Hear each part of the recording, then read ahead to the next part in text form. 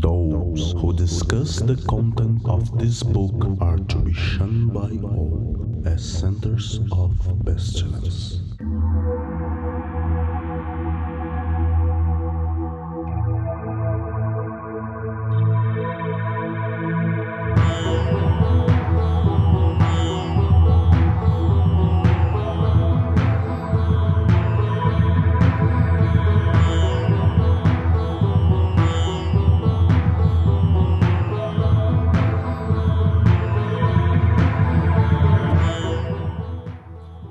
Olá, crianças do abismo! Está começando mais um Foco de Pestilência, o seu podcast sobre magia, misticismo e outras esoterices. Eu sou o Flávio Watson e estamos aqui hoje com uma mesa para discutir o todo que está no um e o um que está no todo.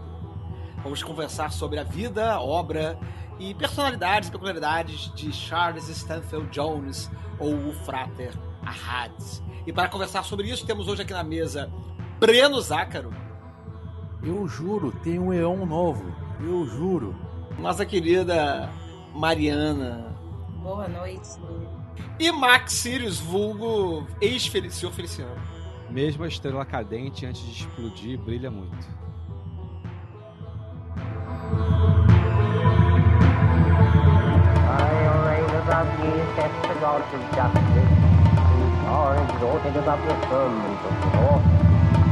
And the sun is the sword and the moon has been thrusted fire. He measures your garment with my destiny. O Foco de Pestilência é um projeto do CALEM, Colégio Adlux et Nox, uma moderna escola de ocultismo preocupada com a divulgação do iluminismo científico no século XXI.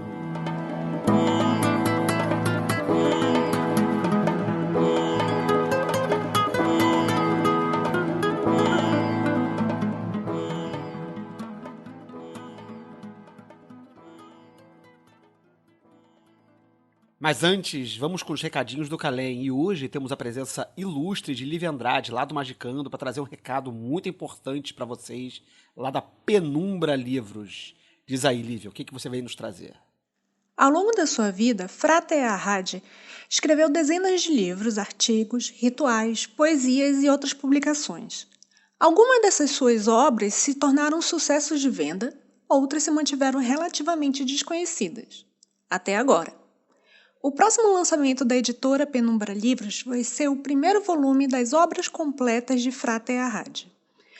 Uma coleção inédita para o mundo inteiro, com o título de Omnia in Uno, que significa tudo em um, e faz alusão a um dos nomes magísticos do autor. No momento da publicação deste podcast, o primeiro volume está em pré-venda na lojapenumbra.com.br. E qual é a vantagem da pré-venda? Além do frete grátis para todo o Brasil, dependendo de onde você morar, pode até ser que você já tenha em mãos esse marco literário já no próximo equinócio. Os próximos volumes já foram traduzidos e estão passando pelo processo de revisão e edição, e vai levar coisas de meses e não anos para saírem.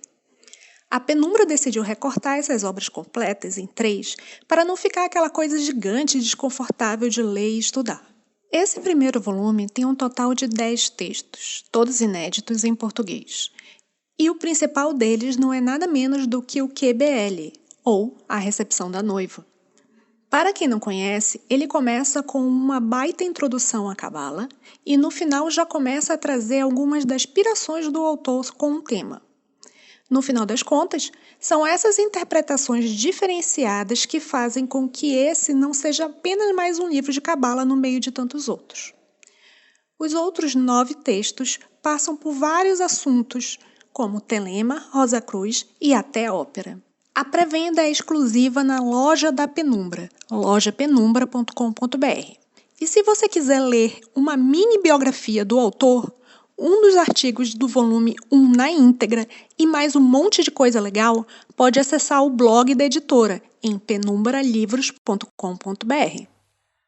Bom, e voltando aos nossos recados tradicionais, lembramos sempre aí a importância de colaborar com o seu produtor de conteúdo favorito. Pode ser o Foco de Pestilência, pode ser o Magicando da Lívia, ou outros podcasts que você curta, mas apoie o seu produtor de conteúdo. É muito importante para manter a mídia no ar e manter o programa sendo publicado e atualizado com alguma frequência, pelo menos, né?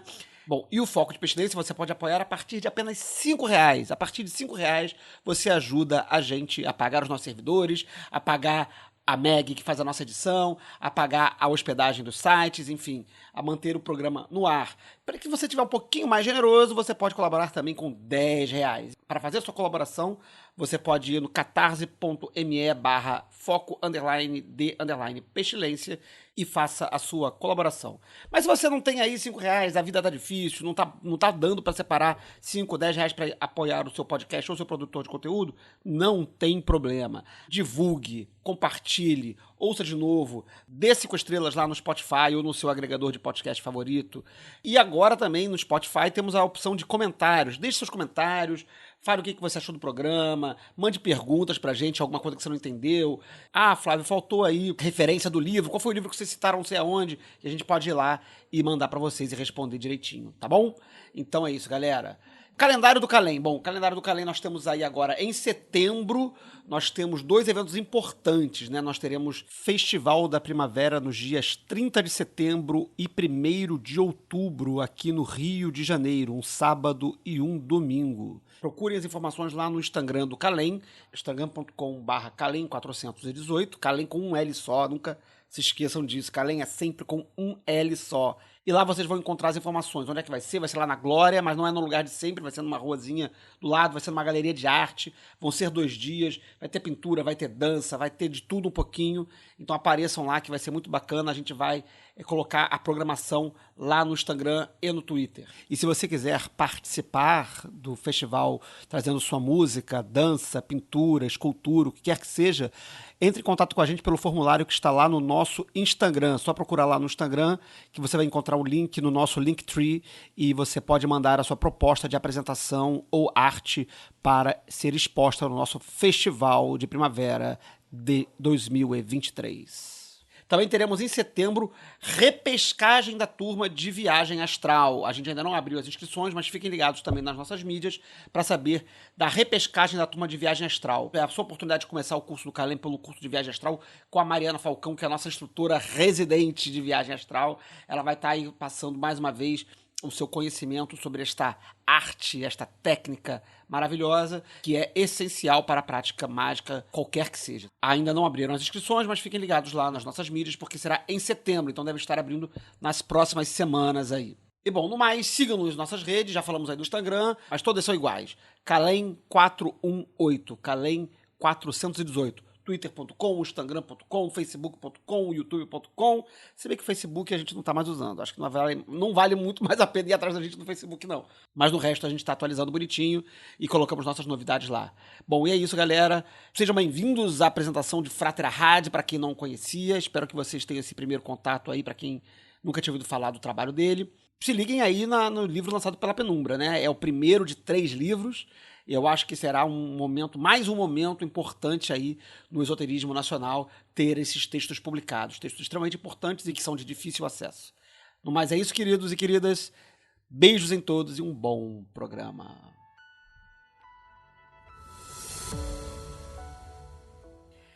Então, meus caros irmãos, minha cara irmã, estamos aqui hoje para conversar sobre uma personalidade que talvez, para quem não seja do... Talvez não, com certeza, para quem não é do rolê telêmico, nunca ouviu falar. E mesmo quem é do rolê telêmico, se não é uma pessoa assim, já envolvida em alguma ordem, algum estudo e tudo mais e tal, talvez também não conheça, né? É um nome já de nível interno, assim, né? Conhecer o Frater Ahad já é um nome já para quem já tá já passou dos primeiros passos em Telemann, né? Mas mesmo quem não já passou desses primeiros passos, quem já ainda está nos primeiros passos de uma jornada telêmica, ou mesmo não está na jornada telêmica, mas curte, né, a história esotérica do século XX, né, enfim, como as coisas se arrumaram, o Frater Ahad, o Jones, ele foi muito, não sei se o Jones não, perdão, Charles Jones, ele foi muito, muito importante na história.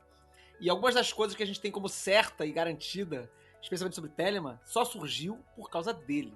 Então a gente vai falar um pouquinho sobre essa personalidade, né, que acho que a gente já pode aproveitar um momento para não segurar essa informação pro final, que o grande motivo da gente estar fazendo isso aqui hoje é porque nós teremos aí alguns textos traduzidos para o português. Então com isso eu gostaria de chamar o Breno para falar aí que textos são esses E por que isso é importante, Breno? Fala pra mim. Durante um tempo, eu fritei a cabeça e eu comecei a traduzir um monte de livros de textos e coisas do Arrad e mandando pros amigos também, e vendo que, de repente, muita gente que, tipo, entre aspas, tirou do cu alguma informação do rolê telêmico, no fundo, leu o Arrad. E era um mundo que não tinha Wikipédia e PDFs, se apropriava, né, num bom sentido. Um ponto importante do Arrad e sim, vai sair em português, né? Meio que as obras completas. Ao longo do processo, foi interessante de entender como que justamente uma pessoa que é muito entre aspas, o primeiro Telemita Veras da coisa, ele foi influencial e seminal para outras pessoas pensarem em outras coisas. Então ele influencia Grant, ele influencia o Regardier, influencia todo mundo. Porém, assim, na pequeneza dele como pessoa, porque assim, não é uma puta revolução que nem outros grandes, mas ele tem aquela contribuição dele. E às vezes a gente parece que a gente pula etapas, né? Do nada alguém tem uma grande ideia. E a rádio é uma das peças dessa nossa, que eu gosto de falar, que é a nossa tradicinha. Não uma tradição, mas é ter uma tradicinha. E ele joga para alguns cantos. E quais vão ser os textos que vão sair? E por onde que vai sair? Já pode falar por onde que vai sair? A gente vai imprimir os livros pela Penumbra e vai primeiro sair o volume 1, que estará 2 textos muito importantes do Arrad, que é A Recepção da Noiva e o Cálice do Êxtase, que ele é a análise dele sobre a obra Percival. Tem várias sacadinhas que são importantes. E se tudo der certo, as coisas andarem, a gente faz o volume 2, que vai ter outros livros, e se tudo der certo também, todo mundo topar, a gente faz o volume 3, e sai o resto das obras do Arrad, e se tudo der certo, se o It quiser, a gente tem numa paulada só o que é o Arrad de ponta a ponta, e aí fica aí para quem quiser ler, entender e aprender com essa pessoa que durante quase 2 décadas foi seminal para esse entendimento de um novo éon. Só uma coisinha sobre o Cálice do Êxtase. Eu acho que a tradução merece um Flávio Watson, porque tem umas coisas no texto, que, principalmente as gemátrias, que ele mete tipo assim, porque Parzival é tanto, porque Amfortas é tanto, e aí tu vai fazendo a ponta do lápis e você não acha os números que ele bota de 418, 93, 156, e assim, você vê que é perto, sabe, da 438, alguma coisa ali que foi macetada no hebraico, que fica meio que perdido meramente quando tem a tradução. Ele falou que Parzival é tanto e a palavra da fé. Quando eu fiz as notas dos comentários do Liberal, eu tive várias situações assim, né? Até porque, né, como eu já comentei em alguns lugares, né, a edição do Regardier tinha vários erros. E aí você pegava uma palavra lá do Crowley comentando alguma coisa e falava, isso aí a gematria dá 78. E você olhava assim, caralho, brother, de onde ele tirou esse 78? Aí você ficava. Aí eu descobria, porque na verdade ele estava usando outra letra, enfim. Então em algum lugar cabe, né? Então realmente talvez valha mais notas. Eu sei que o Jerry Cornelius publicou uma edição do Cálice do Êxtase. Eu não tenho, porque infelizmente esgotou. Eu acho que eu tenho PDF, vou dar uma olhada aqui. Mas ele publicou uma edição do Cálice do Êxtase, de repente já tem até algumas notas lá, de repente vale dar uma olhada. O Cornelius, ele fez uma versão comentada do texto do Arrad. Ele comenta em cima do texto do Arrad. Então, é isso aí. Bom, então são 3 livros, a previsão são 3 livros. O primeiro com a Recepção da Noiva e o Cálice do Êxtase. O segundo com outros textos. Do Corpo de Deus e de Bola de Cristal. E o terceiro... Crystal Gazing. Sim. Em algum momento vai estar o 31 ali no meio. Eu achei que vocês iam colocar, a gente vai falar do Liber 31 com mais calma mais pra frente, né? Mas eu achei que o Liber 31 ia estar lá, pelo menos, que é pequenininho. Mete ele lá no finalzinho, lá do primeiro. Fazendo a baliza de páginas. Só fazer um adendo, claro. Para quem não é fã e fanático por peças de óperas, Percival é uma peça do Wagner, a qual ele fala a história dos Cavaleiros do Rei Arthur. No caso, é o Percival, e ele falando sobre a tentativa dele de achar o Santo Graal. É um livro, é uma ópera importante. Essa ópera pontualmente não ajudou o nazismo, essa foi o Anéis de Nibelungo. Ele faz uma análise técnica de coisas de esoterismo sobre isso. E é legal por causa a peça é meio chata, mas quem gosta vale a pena. Porém, a forma que ele lê as coisas e traduz as coisas é muito típico de um mundo esotérico básico que a gente convive. Então vale a pena a leitura. Caraca, chamou o Parzival de chato, sai da minha casa, que absurdo. Sai do meu podcast! Pô, é 4 horas, mano, os malucos falando com coisa cantada. Putz, assim, prefiro ver. Mas outros assim, sites, tipo deixa eu Rock Hour. desenvolver um pouco dessa história do Cálice. Já trocando a ordem das coisas todas, mas... Não, já jogamos a pauta lá para 40 minutos. É a falta que a Raquel faz, né? A Raquel tem muito mais pulso que eu, né? Eu só deixo vocês irem falando, eu tenho o menor controle. Tá bom, É vai que lá. o Breno falou um negócio no início que eu achei muito interessante e muito verdadeiro sobre o Achad, que ele escreve... Eu nem acho que ele escreve mal, mas ele de fato escreve de uma forma muito simples. Só que isso, interessantemente, não pesa quando ele está dialogando com você. E eu acho que isso fica evidente quando ele vai falar do Cálice do Êxtase. Porque essa ópera do Wagner é uma ópera que o Crowley adorava e que influenciou muito o Crowley, que influenciou muito o Jung e que influenciou muitos contemporâneos deles. Inclusive porque tem vários sacadinhas esotéricas e simbólicas dentro da história da ópera que, assim, parece que o Wagner claramente era o iniciado de alguma coisa para poder ter tido essa sacada. Então você tem elementos como o Parzival, ele vai meio que perdido na quest dele, exatamente como se fosse o louco. Ah, sim, e quase que pesadamente a estética da missa gnóstica, ela é influenciada diretamente por essa ópera do Wagner, né? Porque envolve como que a lança é uma representação da verdadeira vontade e como que você tem uma dinâmica onde você tem, sei lá, uma criatura que ela foi ferida e ela precisa, em alguma medida, redimir essa ferida, ou precisa curar essa ferida. E só através da quest do Parzival, em busca de, tipo assim, uma espécie de recontato com o cálice, que é como se fosse a representação do feminino. Se você faz, sei lá, operação alquímica, mágica, então é uma brisa que é muito importante pro Crowley, sabe? Essa ópera é muito importante pro Crowley.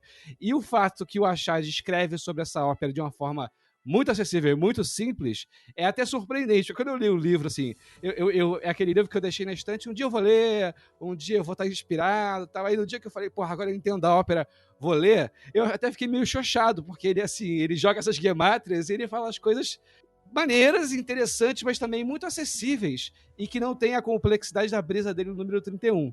Então talvez seja interessante contextualizar isso, que apesar de falar de uma coisa mega específica, eu acho que também é uma ótima introdução à ópera do Wagner, ler o livro do Achad. Mandar lá pra Sociedade Wagneriana o Cálice do Êxtase, ver o que eles acham lá, né? Eles não gostaram muito daquele cara, ai meu Deus, esqueci o nome dele. Aquele diretor, o Thomas... esqueci o nome dele agora. Falei dele no podcast um dia desse. Que foi um diretor brasileiro que fez uma adaptação de... Não foi de Parzival, não. Foi de Tristão e Isolda, que meteu o Gerald Thomas? É Gerald Thomas, isso aí, Gerald Thomas. Eu tenho um pôster dessa ópera aqui em casa. Ele meteu o Freud cheirando cocaína no meio do palco e aí a Sociedade Wagneriana ficou fedidíssima. Vaiaram a ópera, ele baixou as calças, mostrou a bunda, no meio do municipal. Não acho ruim quando a sociedade wagneriana fica puta. Até contribuiria mais. Não é? Pois é, eu também acho. Mas enfim, já que deixa eu só fazer uma caralho, a gente não vai conseguir. Sobre a sociedade wagneriana, porque eu descobri isso recentemente. A gente tava falando, porque tem essa mazela de que o nazismo se apropriou das obras do Wagner para incentivar o nacionalsocialismo. Então, isso é uma questão e que tem membros da família Wagner que na época apoiaram o nazismo. E aí, hoje em dia, a família Wagner, ela tenta se distanciar disso. E tem um festival que acontece todo ano numa cidade do interior lá da Alemanha, que tem a execução das óperas do Wagner. E a família lá do Wagner, a sociedade não sei o que lá, eles têm feito alguns... Aí eu não sei quantos que são significativos esses esforços, não, mas têm feito esforços significativos... feito alguns esforços para tentar se distanciar desse passado. E aí tem um easter egg, que é o Theodor Heuss, que foi fundador da OTO, ele cantou numa ópera de Wagner nesse festival. Porque pouca gente sabe, né, que o Heuss era cantor de ópera, né? Detalhes da história telêmica, do background telêmico que poucas pessoas... Theodore Heuss, que foi fundador da UTO, né? Ele era cantor de ópera. Nas horas E era vagas, X9 da Prússia. E era X9 da... Mas isso aí é outro programa que a gente vai fazer outro dia. Vamos falar agora do Arad.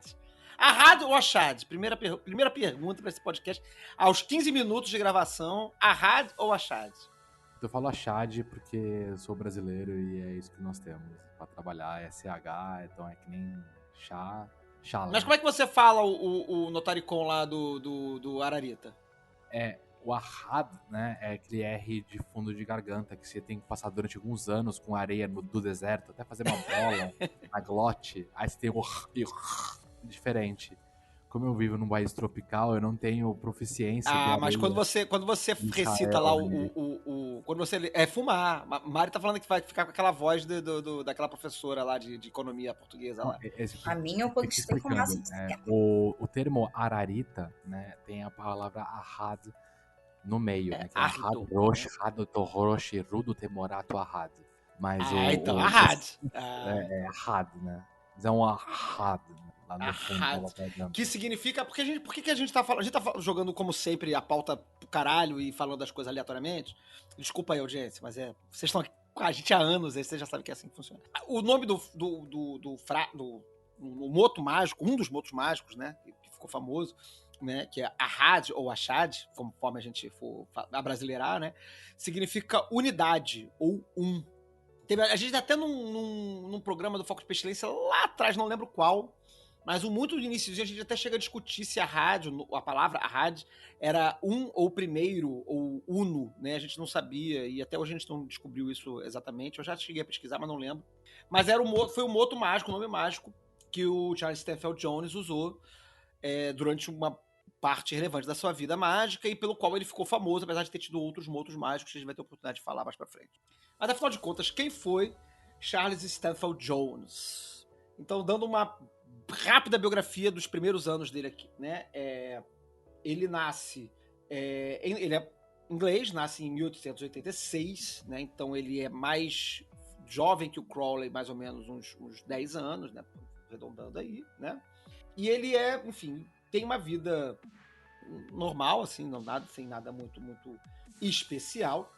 E até que ele, em 1909, lê o primeiro volume, o primeiro número do primeiro volume do Equinox, que tinha acabado de sair em 1909, o primeiro volume do Equinox, que era o periódico que o Crowley começou a publicar naquele ano, que era uma revista, que a gente já falou várias vezes aqui no Foco de Pestilência, que era uma revista, entre aspas, era um livrão de 300, 400 páginas, dependendo do número, né, dependendo da edição, né, em que o Crowley publicou os primeiros documentos da Astrum Argentum, né? Era um órgão de divulgação da era a revista do iluminismo científico, né, de onde a gente toma o nome que a gente usa aqui no Calem. E aí o ainda Charles Stanfield Jones lê o primeiro volume, curte o primeiro volume e entra em contato, né, com provavelmente... Eu acho até que eu tenho essa carta aqui num livro. Eu vou até, de repente, ver se eu acho aqui. Ele entra em contato com o escritório do Equinox, né?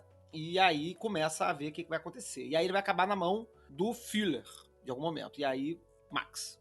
Segundo o Perdurabo, a biografia do Crowley, né, do Richard Kaczynski, o Achad, ele começou a ir pro esoterismo porque ele queria provar que o esoterismo não funcionava e que era uma mentira, e aí caiu com o Equinox na mão. Aí, quem nunca? Isso aqui eu vou provar que é zoeira. No dia seguinte tá cortando o peito e dizendo Ararita. E falando Bafomé, amém, Bafomé. Tem uma pergunta pontual aqui nessa pausa. Nini Falcão, quando você viu essa frase, Ahad, o que já passou na sua cabeça? Honestamente, nada. Porque já tinha ouvido, obviamente, falar pela proximidade que tenho com telemitas, de convívio, mas nunca tive... Assim, se mistura em vários outros nomes que vocês falam num geral. Então, não saberia especificar, na verdade. Tem a ver com o que eu falei na abertura, né? Que é um nome meio desconhecido, né? Às vezes até o nome tá até na cabeça, né? A gente sabe que existe, mas não sabe quem é, né? E certamente eu vou falar menos do que outros. Sim. E eu, assim, até dando um meio spoiler do programa, né? O Arrad, ele é tão importante na cultura telêmica que o nome pelo qual a gente se refere, o Liber Legis, atualmente, como Liber Al, com A-L, vem dele. Então, a gente meio que perde a dimensão da importância dele, embora ele esteja presente diariamente na cultura telêmica. Uma coisa que ajuda na confusão é que tem o fundador da A, que é o George Cecil Jones. Que e eu aí falei tem o no início Achad, que é o Charles Stansfield Jones. Então são dois Jones importantes para a Telemann e importantes para A. Então, assim como o Guerra Grande, às vezes a pessoa que não está muito enfiada na coisa, é um Jones aí, tem vários Jones, é isso aí. Tem o Germer, o Kenneth Anger e o Kenneth Grant. Eu confundo os três. Fiz durante muito tempo os três. Inclusive, pela citação aí do Kenneth Anger, que faleceu ontem, ou anteontem, da gravação desse podcast. Então fica aí, não tem nada a ver com a pauta. Mas eu acho que a gente podia fazer um dia um programa ou alguma coisa, não necessariamente podcast, mas alguma coisa falando do Kenneth Anger, que eu acho que é muito importante. Acho importantíssimo. Mas, enfim, voltando à pauta. Importantíssimo. E aí, enfim, né, o nosso amigo aí, nosso Jones, que não é o Cecil Jones, é o Charles Jones, ele acaba com o Equinox na mão, vai ler aquilo ali. A primeira edição do Equinox é uma edição muito interessante, né, porque ela traz alguns textos que são fundamentais para o estabelecimento da revista, né, do periódico Equinox, e para o estabelecimento da Astro Argento enquanto ordem, porque tem o primeiro texto é o que conta a história da AA, né? Não é o livro das causas, mas é sobre a AA, né? On Account of AA. E aí tem uma série de outros textos poéticos que são muito interessantes no livro, né? Nessa edição, e poucos textos exatamente mágicos. Mas tem um livro que é interessante, um texto que é interessante nessa primeira edição do Equinox, que é o João São João. Então, a primeira edição do Equinox traz o diário do Crowley fazendo uma operação mágica muito importante, né, durante 13 dias em Paris, e na qual ele narra uma experiência esotérica muito bacana e tal, muito importante. A gente já falou desse livro aqui outras vezes. Mas o curioso é que, contemporaneamente, né, a gente tem os diários do Arrad, né, os diários do Charles Jones, publicados em conjunto com o João São João. Então, quando a gente geralmente compra o João São João, a gente geralmente compra uma edição que foi editada pelo James Wasserman, né, que também já falecido, né, que ele chama de Aleister Crowley, a prática do Diário Mágico, que está publicado no Brasil, vocês podem comprar, é da Madras. Não sei se está esgotado, mas eu acho que é razoavelmente fácil de encontrar pela internet, não está caro, nem nada. E esse livro traz o João São João, que é o diário do Crowley, e no final traz os diários do Arrad, num trecho chamado Um Mestre do Templo, em que são os diários do Arrad comentados pelo Crowley. Né? Algumas notas que o Crowley faz sobre os diários do Arrad. Então eu acho muito legal que a carreira mágica do Arrad, de certo modo, começa com a leitura do Equinox 1, que traz os diários do Crowley, e no final das contas, de certo modo, poderia falar, não é que a carreira acabe, mas existe um ponto apoteótico da carreira dele, né, que é esse momento que o Crowley vai comentar os diários dele e tudo mais, e que vai acabar com numa que a gente pode chamar de uma crise do Arrad com o Telemann e com o Crowley, e está publicado junto com esse mesmo texto que ele leu pela primeira vez. Né? Eles estão casados para a eternidade dentro de um livro em que os diários estão reunidos, publicados pelo Wasserman, e é legal ler os dois juntos, porque você vê claramente a relação de um diário e de como comentar, de como ler, e até mesmo concordar ou não com a crítica de um diário mágico. E tem um ponto em relação até a relação dos dois e esses dois diários, é que o trabalho que o Crowley faz seria de Adeptus Minor, né? Seria um trabalho mais maior.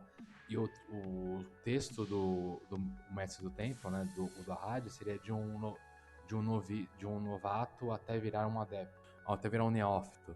Então tem uma narrativa de não só tipo o Crowley sendo a diva que sempre foi, de olha como eu sou foda, mas também tem um outro diário de uma pessoa que é muito amigo, que tá começando agora, e olha como também é legal fazer diários quando você tá começando. Porque a parte 2, se eu não me engano, dos diários do Arrad, que ele iria publicar, nunca saiu. Nunca foram publicados. Eu ia comentar isso agora. O que tem do Mestre do Tempo que a gente tem publicado pelo Wasserman é a parte 1. A parte 2 nunca foi publicada. Eu acredito que esteja lá nos arquivos da Otto, lá nos Estados Unidos. Mas nunca foi preparada para edição e fica nas promessas, como muitas aí, de um dia vir à luz. Mas nunca aconteceu. Eu acho que ela foi preparada para publicação no Equinox 3, volume 1 ou 2. No volume 1, que não tá, né? No volume 1, que tem vários documentos referentes a Otto. O 3.1 não saiu. A parte 2, eu acho que ele começou a ser preparado para sair no 3.2, mas não saiu. Acho que o 3.2, inclusive, não existe. Não tem um negócio. Tem um Equinox que não é o volume 2, né? Que é o volume do silêncio, mas tem um Equinox que eu acho que é pulado. Eu não sei dizer, mas outra história. Não interessa. O que interessa, de fato, é que realmente esses diários só foram publicados pela metade. Mas o interessante dessa história, quer dizer, uma das coisas interessantes dessa história é que, embora o Ahad, ainda Charles Jones, tenha entrado em contato com o Crowley a partir do Equinox, o Crowley não vai ser a pessoa que vai orientá-lo inicialmente. Vai ser o Fuller. E quem é o Major Fuller, Max? Conta pra gente, que você é o cara que sabe. A pessoa que gosta do Fuller, que adora o Fuller, né? Então, o Fuller, ele era um capitão do exército britânico, e aí ele, em algum momento lá do final do século XIX, início do século XX, ele entra em contato com o Crowley. Na verdade, o Crowley, ele lança um concurso de que ele vai dar um prêmio para a melhor resenha sobre os poemas, obras completas do Crowley. No início da carreira dele já tinha publicado obras completas, e aí ele fez um concurso para quem fosse resenhar melhor as obras completas do Crowley. E aí, no final das contas, só uma pessoa mandou a inscrição, que foi o Fuller. E aí o Crowley, acho que ele chega a publicar isso, e aí eles desenvolvem alguma relação de amizade, de companheirismo. E aí o Crowley recebe o Fuller na A. O Fuller, inclusive, ele é o desenhista de uma capa muito famosa do Holy Books of Telemann, que tem tipo uma piramidezinha com um sol, parece um disco voador, a coisa bem doidona, psicodélica. E, eventualmente, lá na frente, o Fuller rompe com o Crowley, junto com o George Cecil Jones, nos momentos em que o George Cecil Jones está sendo processado e o Crowley não vai lá para apoiar o Cecil Jones. Já é um desgaste contínuo da relação do Crowley com o Fuller, né? O Fuller, inclusive, tem um caso interessante que ele leva a mãe dele para ver os ritos de Eleusis, quando o Crowley fez no teatro e tudo mais. Mas o Fuller também é conhecido por ser um dos poucos nazistas declarados do exército britânico. E ele, inclusive, assim, quando eu digo nazista, eu não digo assim, aquela pessoa que tem opiniões questionáveis, que fala as merdas. Eu tô dizendo assim, a pessoa que realmente elogiava o Hitler, ele falava que o Hitler estava certo, mesmo depois do fim da Segunda Guerra Mundial, que é atribuída ao Fuller a ideia do Blitzkrieg, né, o avanço de tanques de uma forma rápida, porque ele era um tático de tanques, publicou livros sobre isso. Se eu não me engano, ele foi convidado para o aniversário do Hitler em algum momento lá da Alemanha. Então, eu tenho a tendência, quando eu falo Fuller, eu falo assim, nazista. Mas eu acho que tem essa contextualização que, inclusive, o Fuller recebe o Jones, o George recebe o Charles Stanfield Jones, né? O Fuller recebe o Achad, e aí lá na frente, o Crowley, depois de brigar com o Fuller, ele descobre que o Fuller continua instruindo o Achad. E aí o Crowley faz uma publicação que ele diz que o Fuller nunca passou de um probacionista, que o trabalho do Fuller é escroto e que ele não tem autorização nenhuma para trabalhar no sistema da A. E aí, a partir daí, ele passa a instruir o Achad. Meio foda-se que ele é nazista, mas não bateu continência pra mim, então foda-se. É bom falar isso, né? Porque tem esses esqueletos no armário, né, cara? Tipo assim, cara, tem um maluco, assim, tipo, não era, tipo, ocasionalmente nazista. Assim, e não era nem alemão, né? Fala, Mari. Não dá pra ser ocasionalmente nazista? Não, porque até aquele cara faz nazismo recreativo. Eu não sou nazista, mas... Ele curtia, né? Ele era admirador do rolê mesmo. Então, caralho, é muito escroto. Foi um dos poucos oficiais britânicos que não foi chamado de volta para uma honraria lá, por conta... Ele fazia parte, assim, literalmente, de um partido fascista britânico. Em inglês essa porra, né? Não era nem quer dizer, enfim, todo errado. E a gente tem, né? O Fuller, ele acaba sendo... Claro que o Fuller aqui na nossa história, ele é uma vírgula, né? No assunto, né? Mas ele acaba sendo uma personalidade importante também nesse início de Telemann, no sentido de que ele faz essas pinturas que são importantes, ele escreve A Tesouraria das Imagens, ele escreve uma série de outros livros que vão ser importantes. E aí o que faz com a arte de Homens Perversos, né? A gente tem que pensar sobre isso aí. Né? Fica aberta a discussão para a audiência e fazer essa. Mas só para passar um pano pro Crowley, porque eu li isso hoje, né? Na biografia do Tobias Crichton sobre o tempo que o Crowley passou em Berlim, o último capítulo é sobre a briga do Crowley com a Martha Kuntzel, que é outra nazista, mas essa aí é alemã. Já é um caso assim da pessoa que era alemã e que ficou literalmente apaixonada pelas ideias do Hitler, achava que o Hitler estava certo, e na troca de cartas fica muito explícito que o Crowley, na hora que vê que tipo assim, o negócio está muito zoado, ele realmente corta o contato, ela fica insistindo, e aí ele fala assim, olha, você é estúpida, porque você fica reclamando dos judeus, você fica fazendo isso, você fica fazendo aquilo, você tá... aí ele fala aquelas coisas crowleyanas de assim, eu não consegui achar senso nenhum nas coisas que você escreveu, você não consegue se expressar e tal. E aí, no final das contas, ela morre lá sozinha e desligada de todo mundo e acreditando que o Hitler foi o melhor para a Alemanha. Pois é, né? Tipo assim, né? Em pleno 2023, isso parece estranhamente familiar, né? Tipo assim, né? Quem não conhece alguém assim, né? Enfim.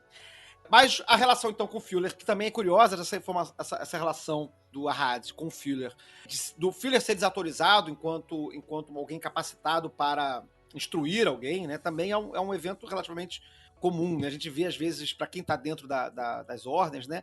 Vira e mexe surge a história de alguém que, não, eu tive grau, e aí, só que a pessoa que deu grau não podia dar grau. Não era neófito, era probacionista ainda, e resolveu o que era, meteu o caô do grau pra conceder grau. E, enfim, e a gente já viu, isso acontece até hoje, e já ia acontecer no passado.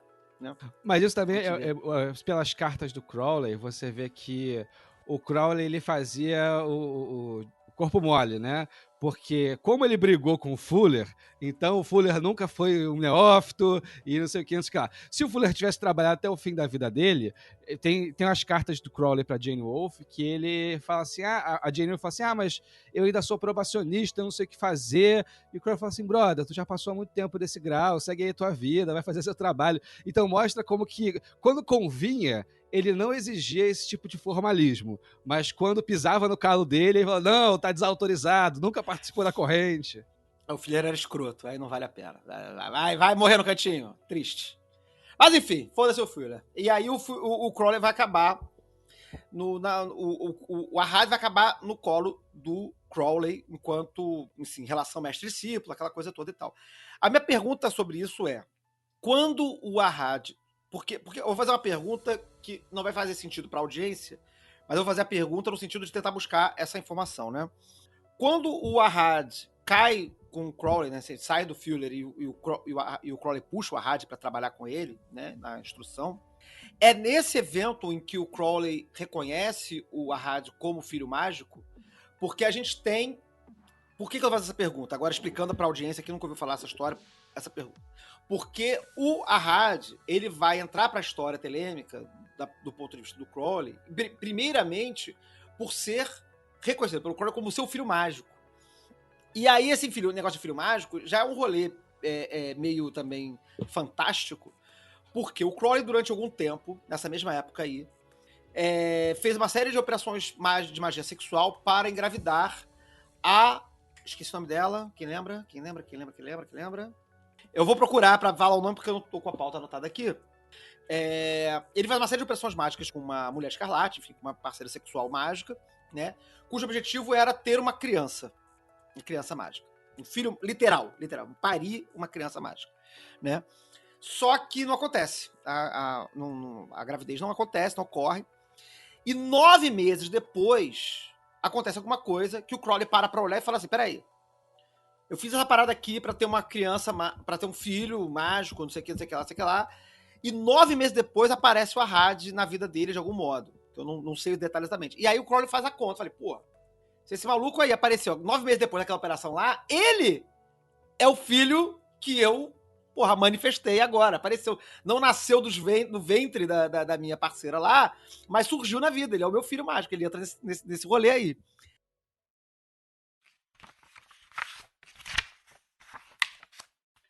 Tendo tomado esta decisão, Minha próxima tarefa era fazer com que minha palavra se tornasse carne. A manhã do 5º dia de Rockman foi dedicada à geração de um filho. Devo fazer uma digressão para explicar que toda causa deve produzir seu efeito adequado, de modo que, neste caso, o filho que desejei gerar nasceu em um plano diferente do material.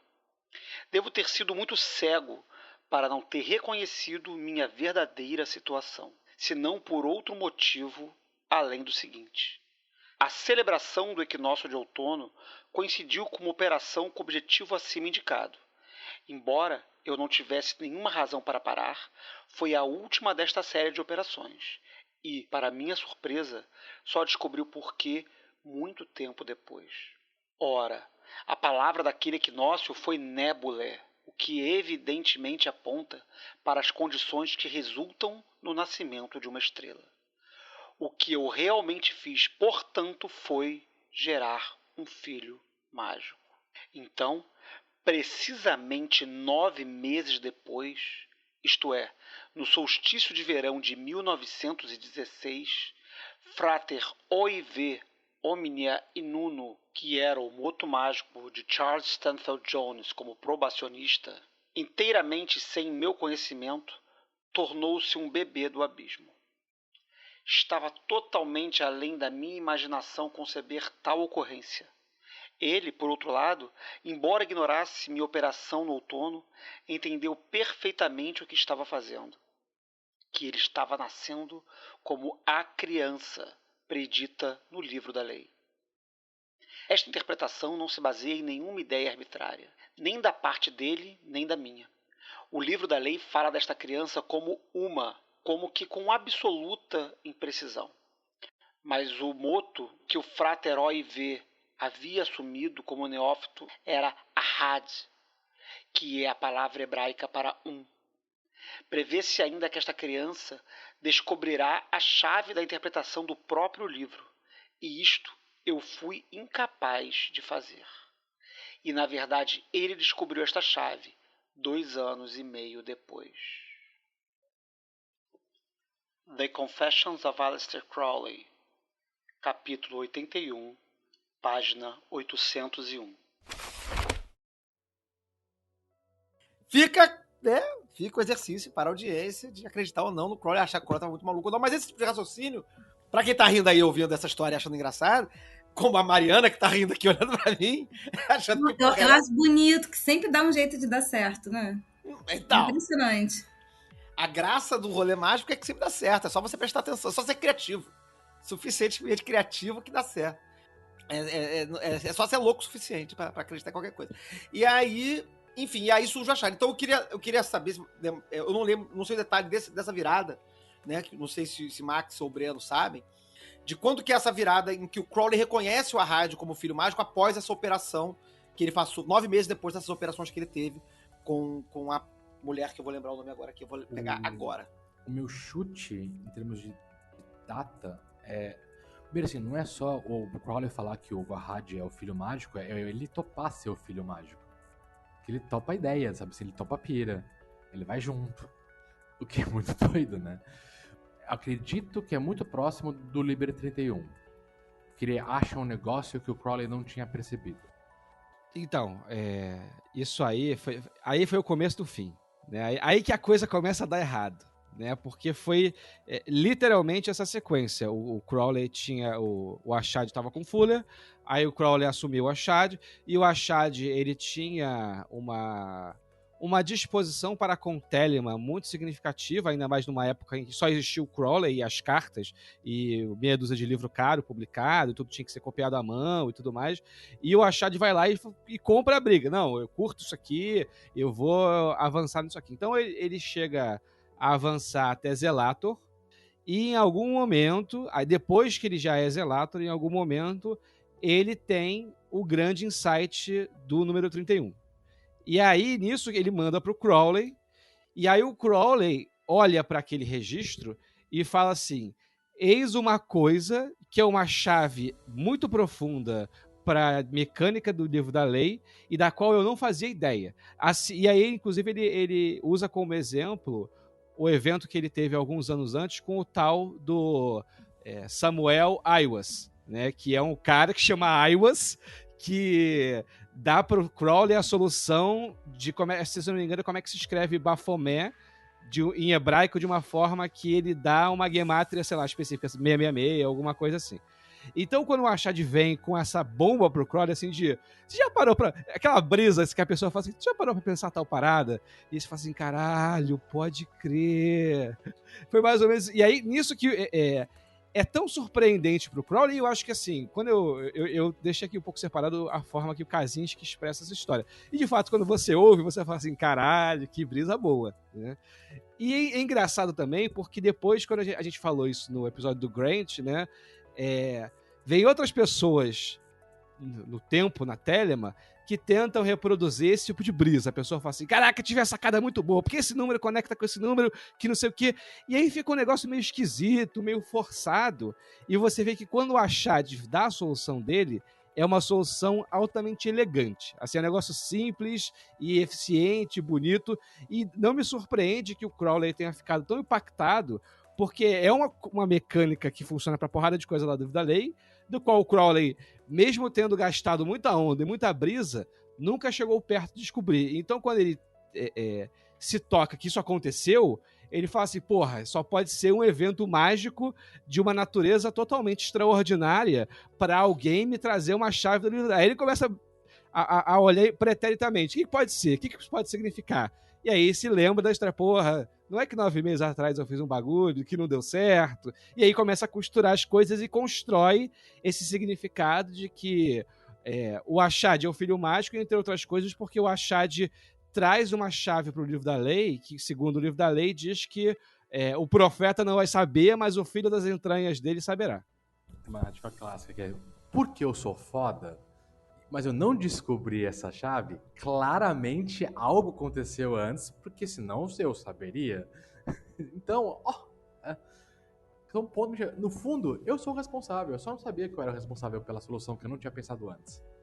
Então, só fazendo jus a quem é de direito aqui, foi Soror Hilarion. Soror Hilarion, nome civil, Jane Foster. Porra, desbloqueou um novo medo aqui de bater um marmanjo na minha porta e do nada eu receber um filho. Puta que pariu. Imagina? E a Jane Foster, eu tenho um livro aqui do... É uma pena, eu devia ter separado. Vou de repente dar uma olhada melhor aqui depois, com calma, durante o programa. Mas eu tenho um livro aqui que é só de mulheres importantes em Telema, né? A Jane Foster, ela foi amiga do Yeats, eu não sei se ela chegou a iniciar na Golden Dawn, mas ela foi próxima do Yeats e tudo mais e tal, e o Crowley foi muito apaixonado por ela nas cartas, enfim, o Crowley relata que foi muito apaixonado pela Jane Foster, e tem uma série de poemas que ele dedicou pra ela. Mas aí ele fez essas operações de magia sexual com ela, mas ela não engravidou, e aí depois vem a história que acabaram de contar, de que o Ahad, então, teria sido o fruto dessa operação de magia sexual. Quer dizer, na verdade, o Ahad é filho do Crowley com a Jane Foster. Só no nascido dela. Né? Tipo, na interpretação do Crowley, né? É tipo Amazon, né? Não temos seu produto. Pode ser esse?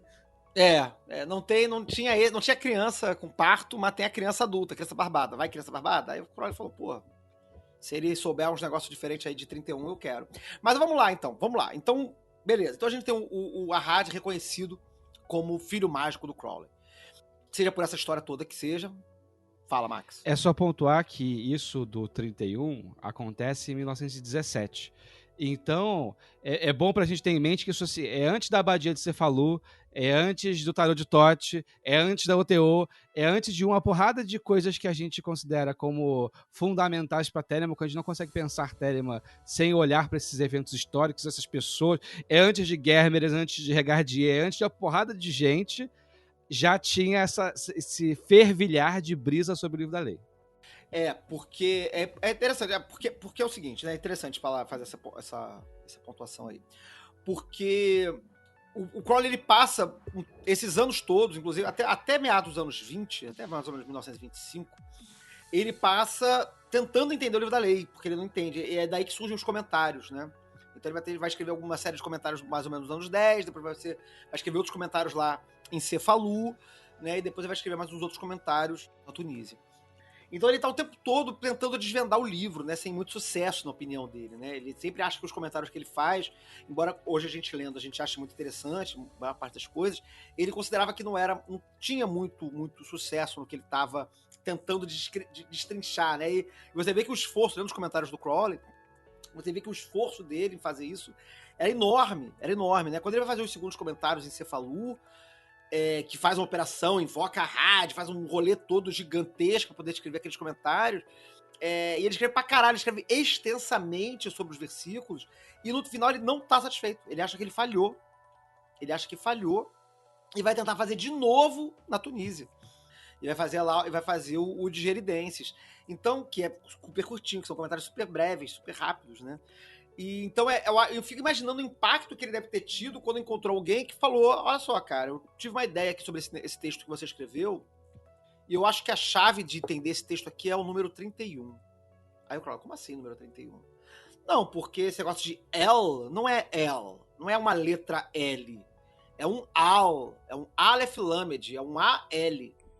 Porque assim, é sempre bom lembrar que o livro da lei, ele não surge como Liber Al, né? Quando ele é recebido pelo Crowley pela primeira vez, o Crowley coloca no manuscrito, isso é facilmente encontrado na internet, vocês encontram isso aí facinho, o manuscrito tá como Liber L, letra L, Liber L em inglês. E aí ele só vai virar Liber Al, A-L, a partir, né, como a gente falou no início do programa, a partir dessa revelação do Arad, né, de dizer que não é Liber El, é Liber Al, Aleph Lamed, A-L, que vai dar 31, e aí se você fizer 31, 3 vezes vai dar 93, aí vai, enfim, aí a brisa toda vai desenrolando ao redor do número 31, e o Crowley fica chocado, fala: caralho, como é que eu não percebi isso? É aquilo que o Breno falou, né? Como é que eu não percebi isso, né? Eu não percebi, mas é aquele que veio das minhas entranhas, como tá no livro da lei, né? Não exatamente, não literalmente, mas né? Até porque nem seria das entranhas do Crowley, seria das entranhas de uma mulher, né? Saiu, né,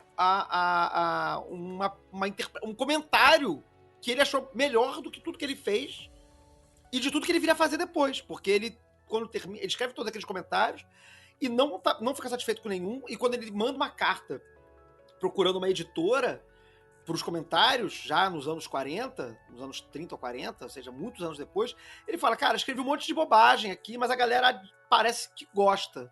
Então, se você tiver interesse em ler e editar, pô, meu manuscrito fica à disposição. Isso ele vai fazer pouco antes de morrer, mais ou menos ali nos anos 40, ao final dos anos 30, 10 anos antes de morrer. Então deve ter sido muito, muito impactante mesmo. Alguém quer arriscar, explicar o 31 aí? Eu falei muito rapidamente agora, né, da questão do AL, né? O que diz no Perdurável é mais ou menos o que você falou, né? Que é assim, L, né? É de escola e L de lua, né? Em hebraico é a palavra para Deus e é relacionado ao número 31. E uma trindade de números 31 que refere-se a supernal das 3 primeiras cefas da árvore da vida, totalizam 93, que é o valor de Telema. Tem uma coisa que o cara escreve no Perdurável que eu achei meio esquisita, que ele complementa de que, além disso, o fato que o livro da lei ele explicitamente fala que são 3 entidades, 3 deuses, 3 capítulos e tal, mas que, além disso, se você pegar o número das cartas do tarô do eremita, do amante e da torre, dá 31 também. E aí tem uma brisa que faltou falar, né? De que a Xade também dá 13 ou 31, o Breno? Quem é que é da guerra? Eu sei que tem, além disso, uma relação íntima com o próprio a Xade modo. É 13. A Xade é 13, que é 31 ao contrário. É 31 ao contrário. Quais são as cartas do tarô que dá 31 que você falou? Perdão, amantes, eremita? Amante, eremita e a torre. Interessante. Porque a Amantes e Eremita faz sentido. Eu fiquei bolado com a torre, né? Porque eu também achei esquisito.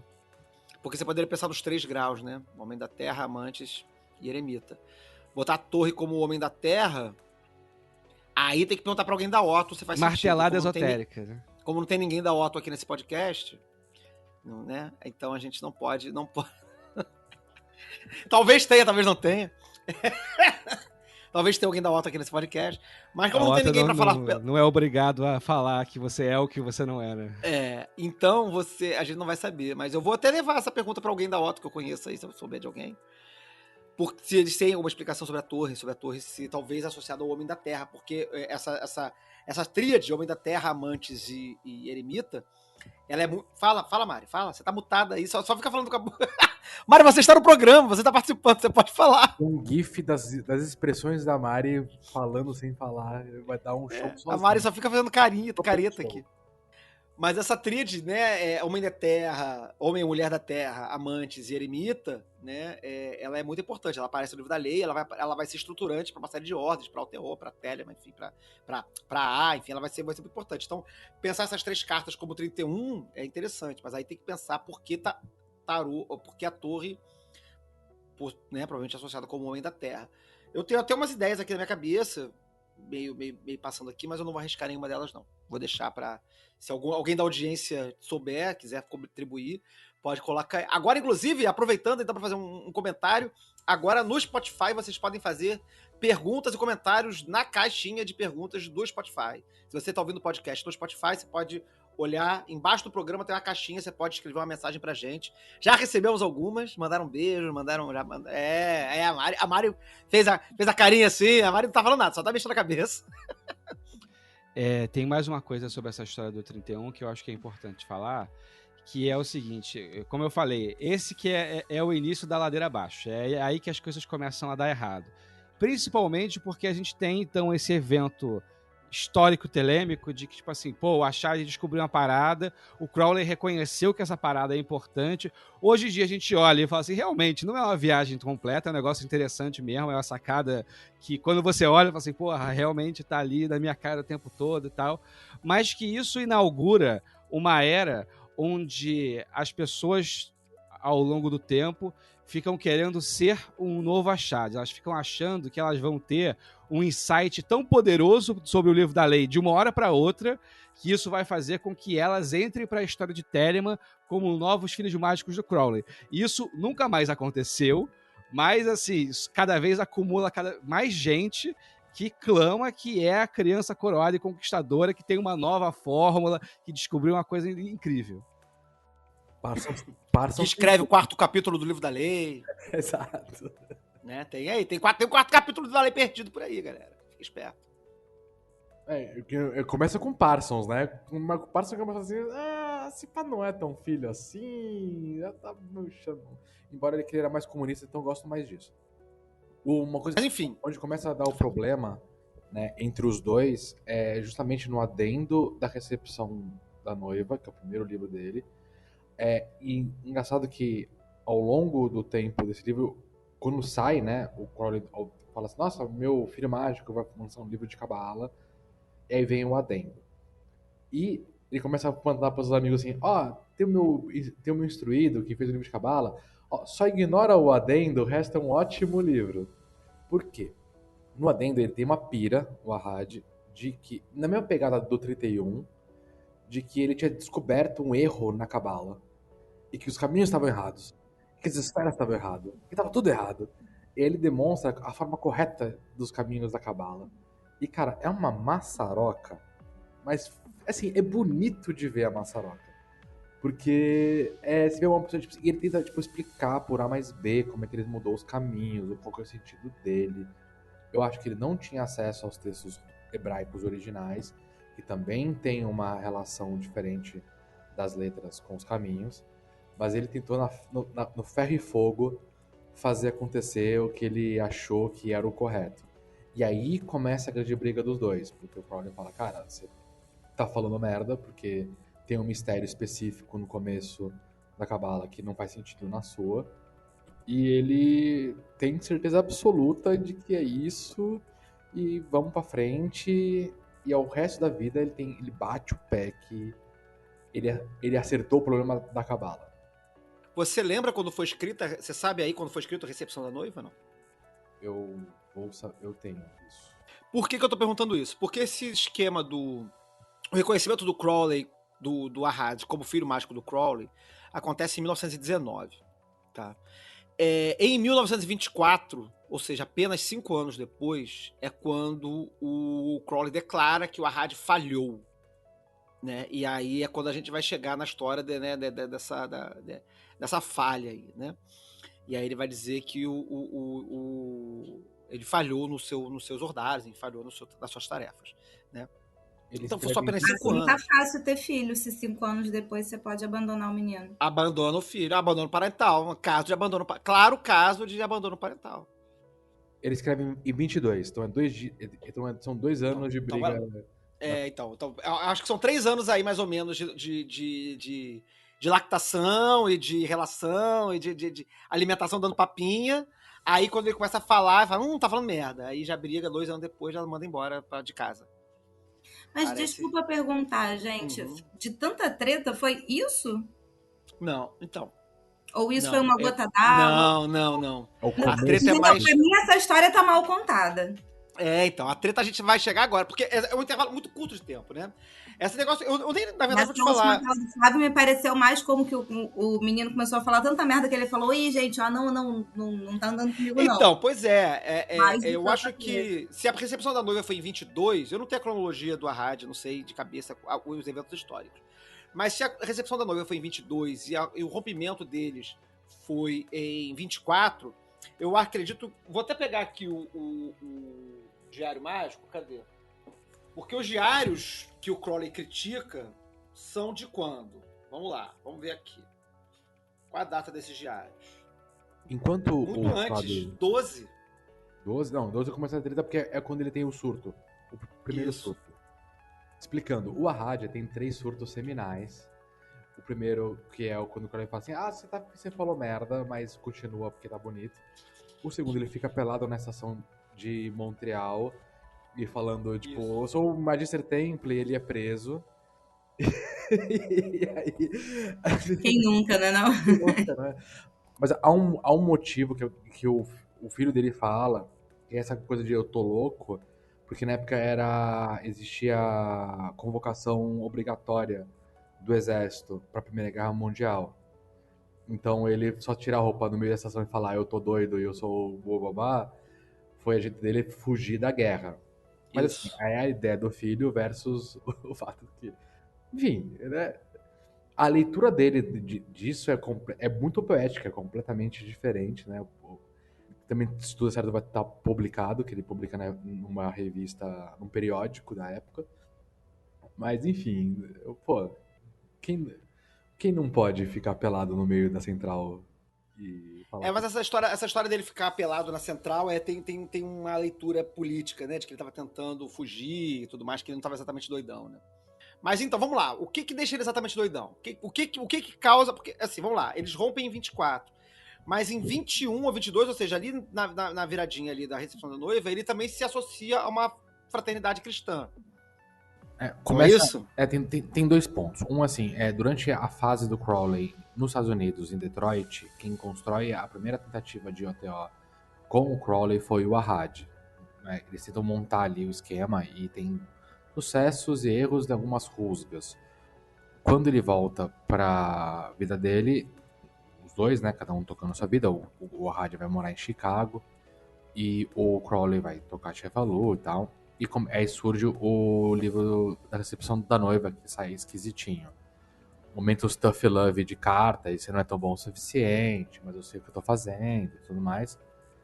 O ponto seminal da briga dos dois é que quando o Crowley vai embora de Detroit pra Itália, ele deixa um grupo de livros com o Arad para ele vender, para gerar dinheiros.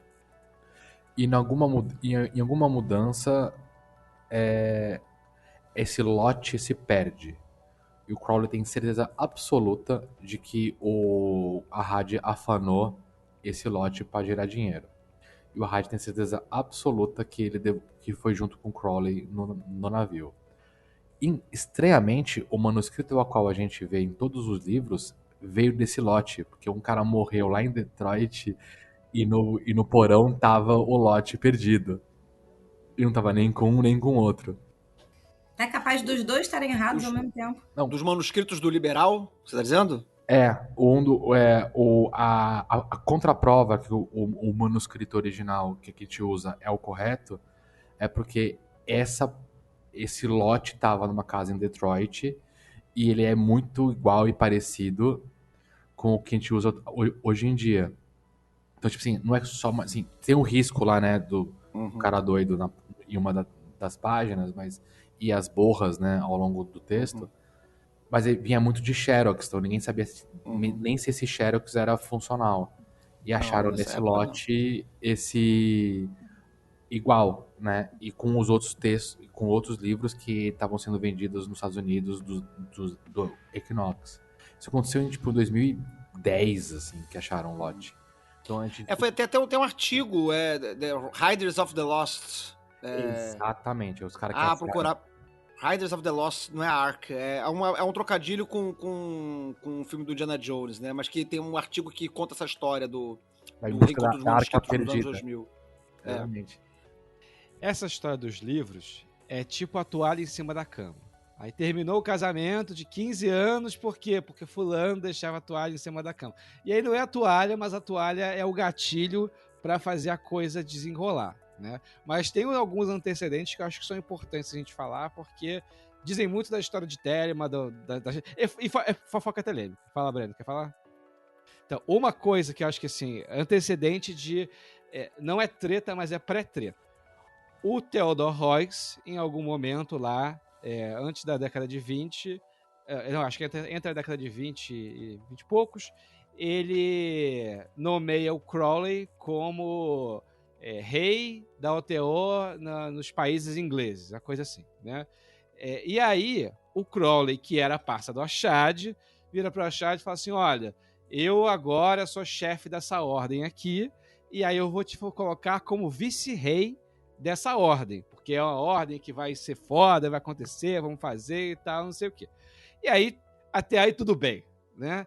Aí lá na frente, existe uma disputa política entre o Theodor Heuss e o Crowley, que o Theodor Heuss começa a mudar de ideia sobre o quanto que ele deveria deixar o Crowley entrar na UTO e ocupar a UTO.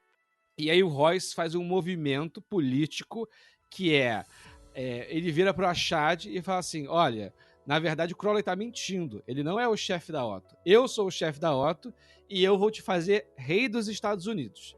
E aí o Achad recebe uma patente em que ele vira rei em alguma medida é uma ação que tira o poder político do Crowley enquanto a pessoa que acolheu o Achad e tudo mais. Só que o Heuss não conta que nessa época o Crowley e o Achad eram um fechamento, né?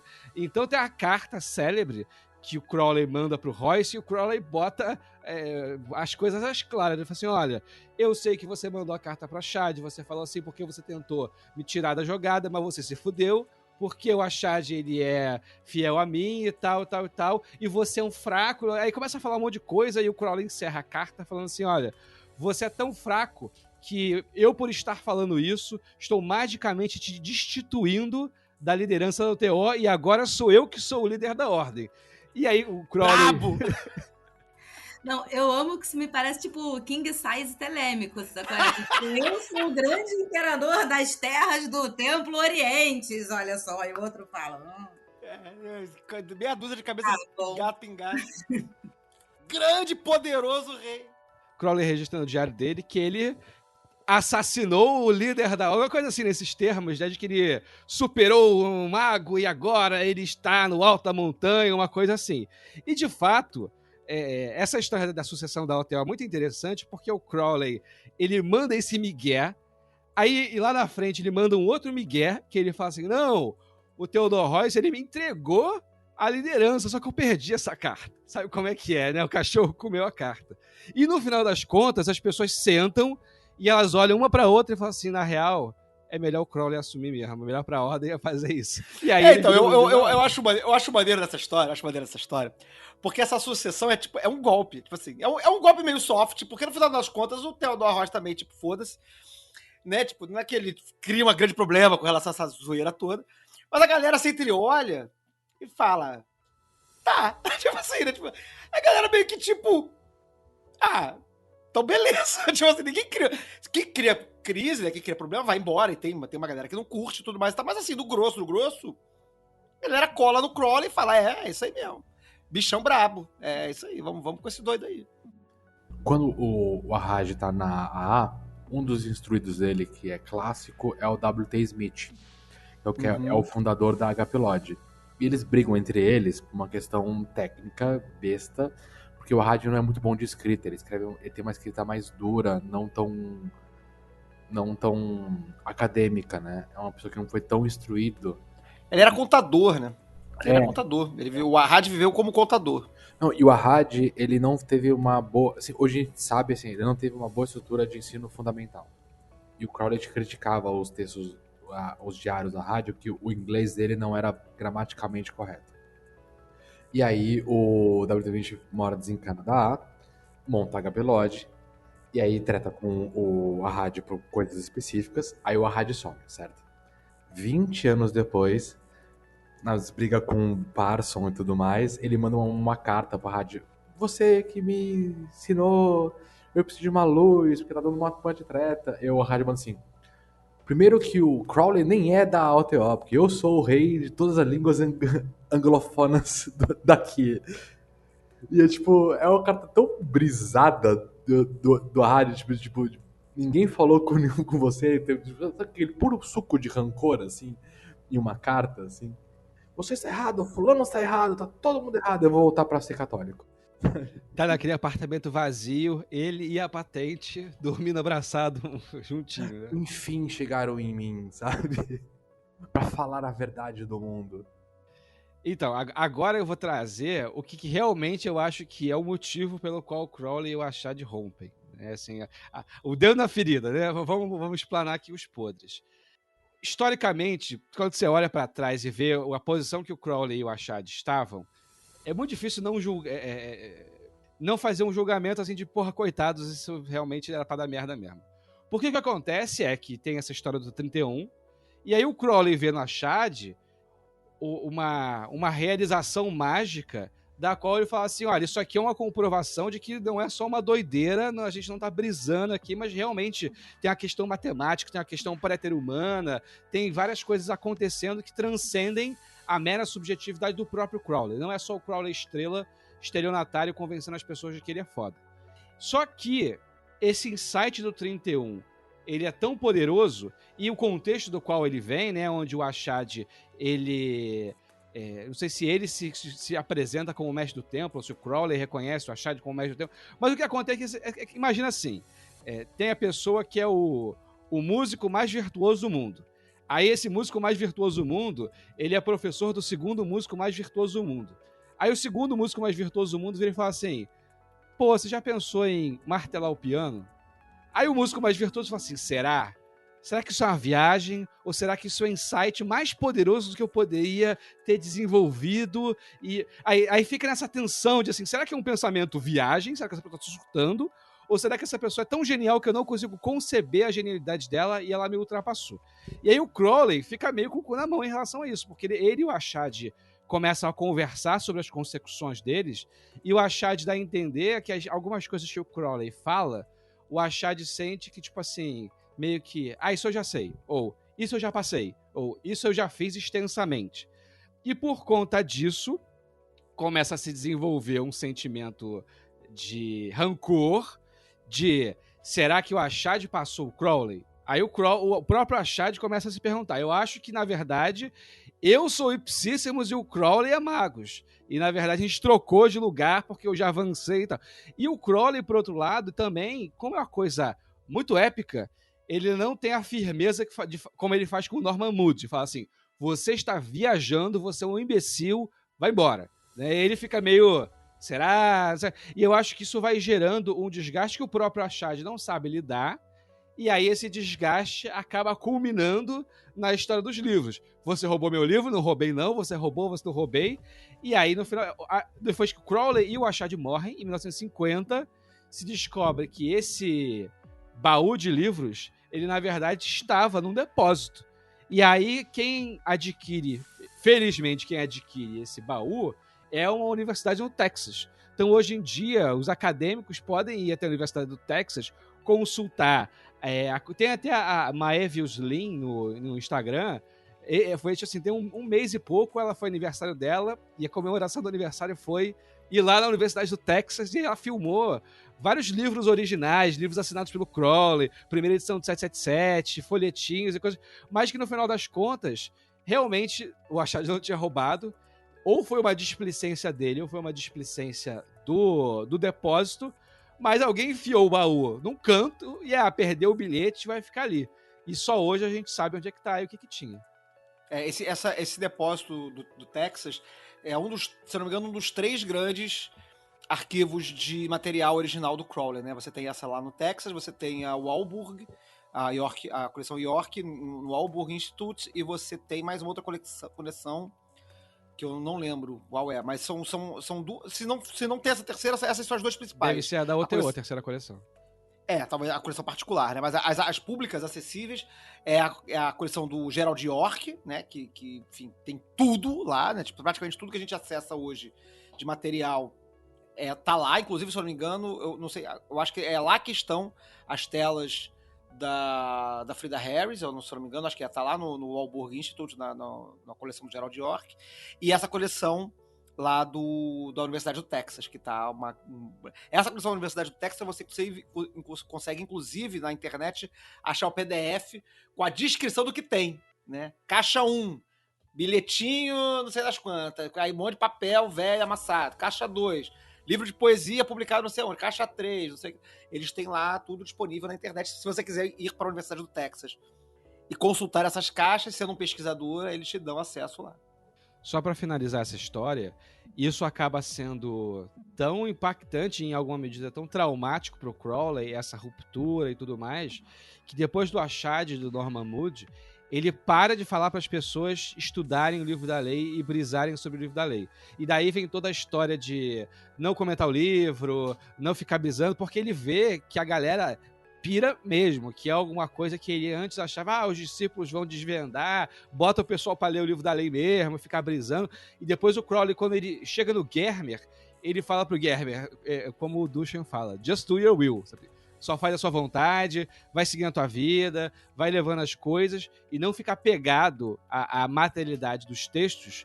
E eu acho que isso, em parte, vem desse trauma do Crowley de que as pessoas enlouquecem se elas ficam brisando demais no texto. Acho que o problema não é brisar demais no texto, necessariamente. Mas é se apegar demais no texto, né? E como você disse, na literalidade do texto, né? Porque eu acho pelo contrário, acho que brisar no texto, no sentido de tentar construir um diálogo com o texto, né? Enfim, um diálogo produtivo, né? Que desvende, que traga algum tipo de enriquecimento para a vida da pessoa, né? Eu acho que é a única forma de lidar com o texto. Porque se você entrar no texto de uma forma muito literal, fudeu, você vai ficar doido mesmo. Eu acho que é isso que, como eu falei mais no início do programa, que o Crowley tenta fazer quando ele escreve os comentários, né? Ele tenta dialogar com o texto de uma forma a extrair dele sentidos, né? E eu acho que ele sucede razoavelmente em alguns momentos, em outros nem tanto. Em alguns momentos ele mesmo assume que não entende o que está escrito ali, né?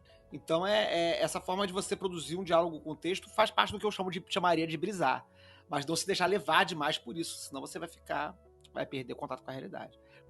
Tem um texto que a gente não falou até então, que é importante pra gente, principalmente no Brasil, vamos dizer que pra todo mundo, porque foi um dos primeiros textos da rádio que foram traduzidos, que é o Passando do Velho ao Novo Éon, que é um livro que acho que alguém uma hora, em algum PDF, em algum site, leu o texto dele, da declaração dele de como que é essa mudança de éons, que está no Equinox, mas, sim, é um PDF mais clássico, Telemita.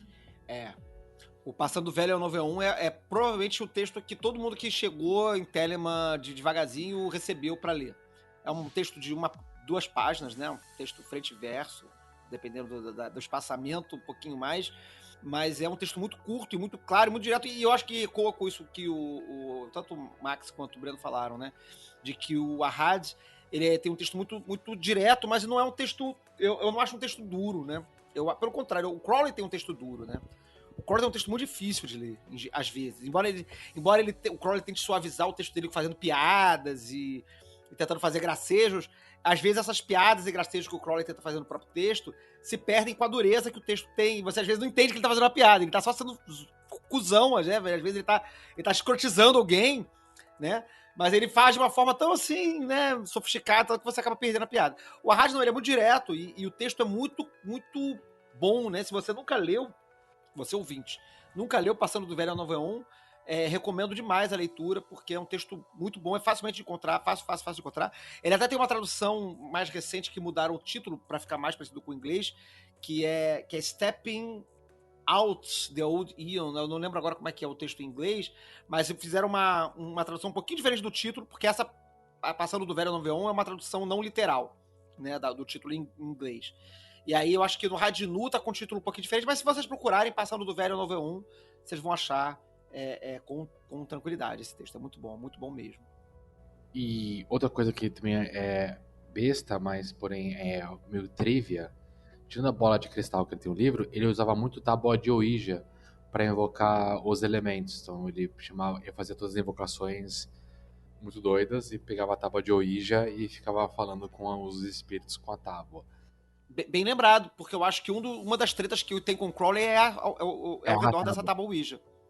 Ele querendo fazer, porque o Crowley considerava que a tábua Ouija era apenas para espíritos elementais, e o Arrad achava que não, que ele queria usar a tábua Ouija para falar com espíritos planetários, espíritos de outras ordens e tal. E aí o Crowley acha... Ai, a tábua Ouija da Mari aí. Mas eu uso com pêndulo. Make tábua Ouija great again. E aí o Crowley vai escrever, eu não sei se é por causa da questão com o Arrad, que ele escreve, o Crowley escreve um livro sobre a tábua Ouija, né? Falando dos perigos da tábua Ouija, né? Que ele considera que a tábua Ouija causa obsessão. Aí, ó. Crowley e a galera dos crentes juntinho aí pra processar a Hasbro contra a patente da tábua Ouija. Eu queria saber se o Breno sabe, porque eu tentei achar essa informação. Eu sei que eu li ela em algum lugar do Perdurável, mas não achei mais. O Crowley, na verdade, se eu não me engano, essa história, o C.F. Russell conta que o Crowley tem um apelidinho meio zoado, meio carinhoso. Não sei se é o Crowley que tem esse apelido ou são os discípulos do Crowley que tem um apelido, mas que o Crowley, em uma época, falava tão bem do Achad, e tudo era, porque o Achad é meu filho favorito, não sei o quê, que eles fazem um trocadilho com as iniciais do Achad e com Jesus fucking Christ, uma coisa assim, sabe? Do tipo, porque tal coisa, Jesus Cristo que fez, porque... Fala aí, Breno. Vou fazer uma pausa técnica, que a gente precisa entrar na versão full gay desse rolê. Porque, real, metade dessas histórias não faz sentido se entender que é uma comunidade gay. Gay. Sério, tipo, o Arrad, ele era bissexual. O Crowley também. O Russell, não. O Russell, ele faz o rolê do Corazon Club em cima de uma boate gay.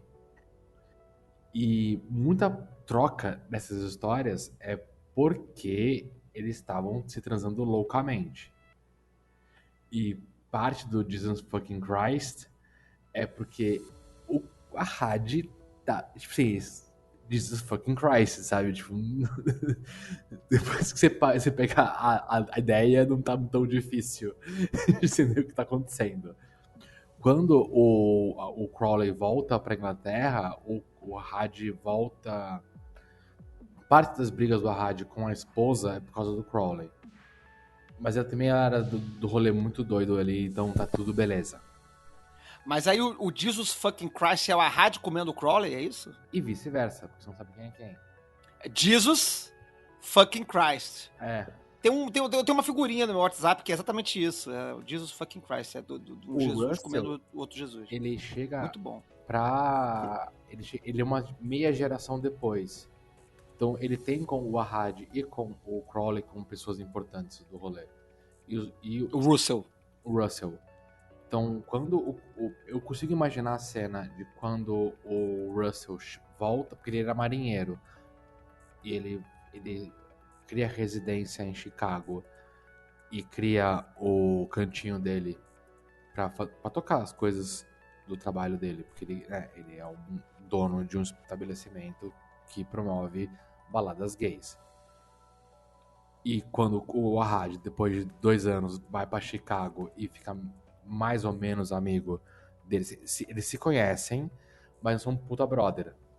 Uhum. Então, até do Jesus fucking Christ é muito específico. E se quem fala que não é isso, eu consigo dar double date, porque assim, é pontualmente disso que se trata. Porque ninguém fala desse assunto, que claramente o Russell é gay, o Crowley é bissexual e o Hadj é bissexual. Então chegamos, na verdade, finalmente aonde foi a treta. Porra, 1 hora de programa pra Olha falar só. disso. Um levou ghosting do outro, ficou puto e foi isso aí. Começo a concordar com o Mari que grande treta não tem nada a ver com filho mágico, com assumir mestre do templo, atravessar abismo, ficar pelado Não, foi ciúminho, cara. Ciúminho, cara. O Russell, ele dá um... como ele era marinheiro, ele para em vários lugares, né? Porque é marinheiro. E ele para em Anticéfalo, depois ele vai chegar uma hora no porto de Chicago. E aí o Hadj tá ali no meio, saca? Tipo, e tem todos os BOs que dá com o Russell em Céfalo. De ele... A minha sensação do Russell em Céfalo é que ele era o molecão curtindo tudo, sabe? Porque tá um rolê legal, tudo sendo muito bacana. Dando o contexto pro ouvinte, dando só o contexto pro ouvinte, né? Quer dizer, pra o ouvinte que às vezes não ouve todos os programas, ou não lembra, ou tá chegando por agora, né?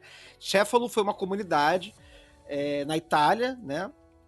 Em que o Crowley estabeleceu um modelo monástico, hippie, muito louco, né? Em linhas muito gerais, né?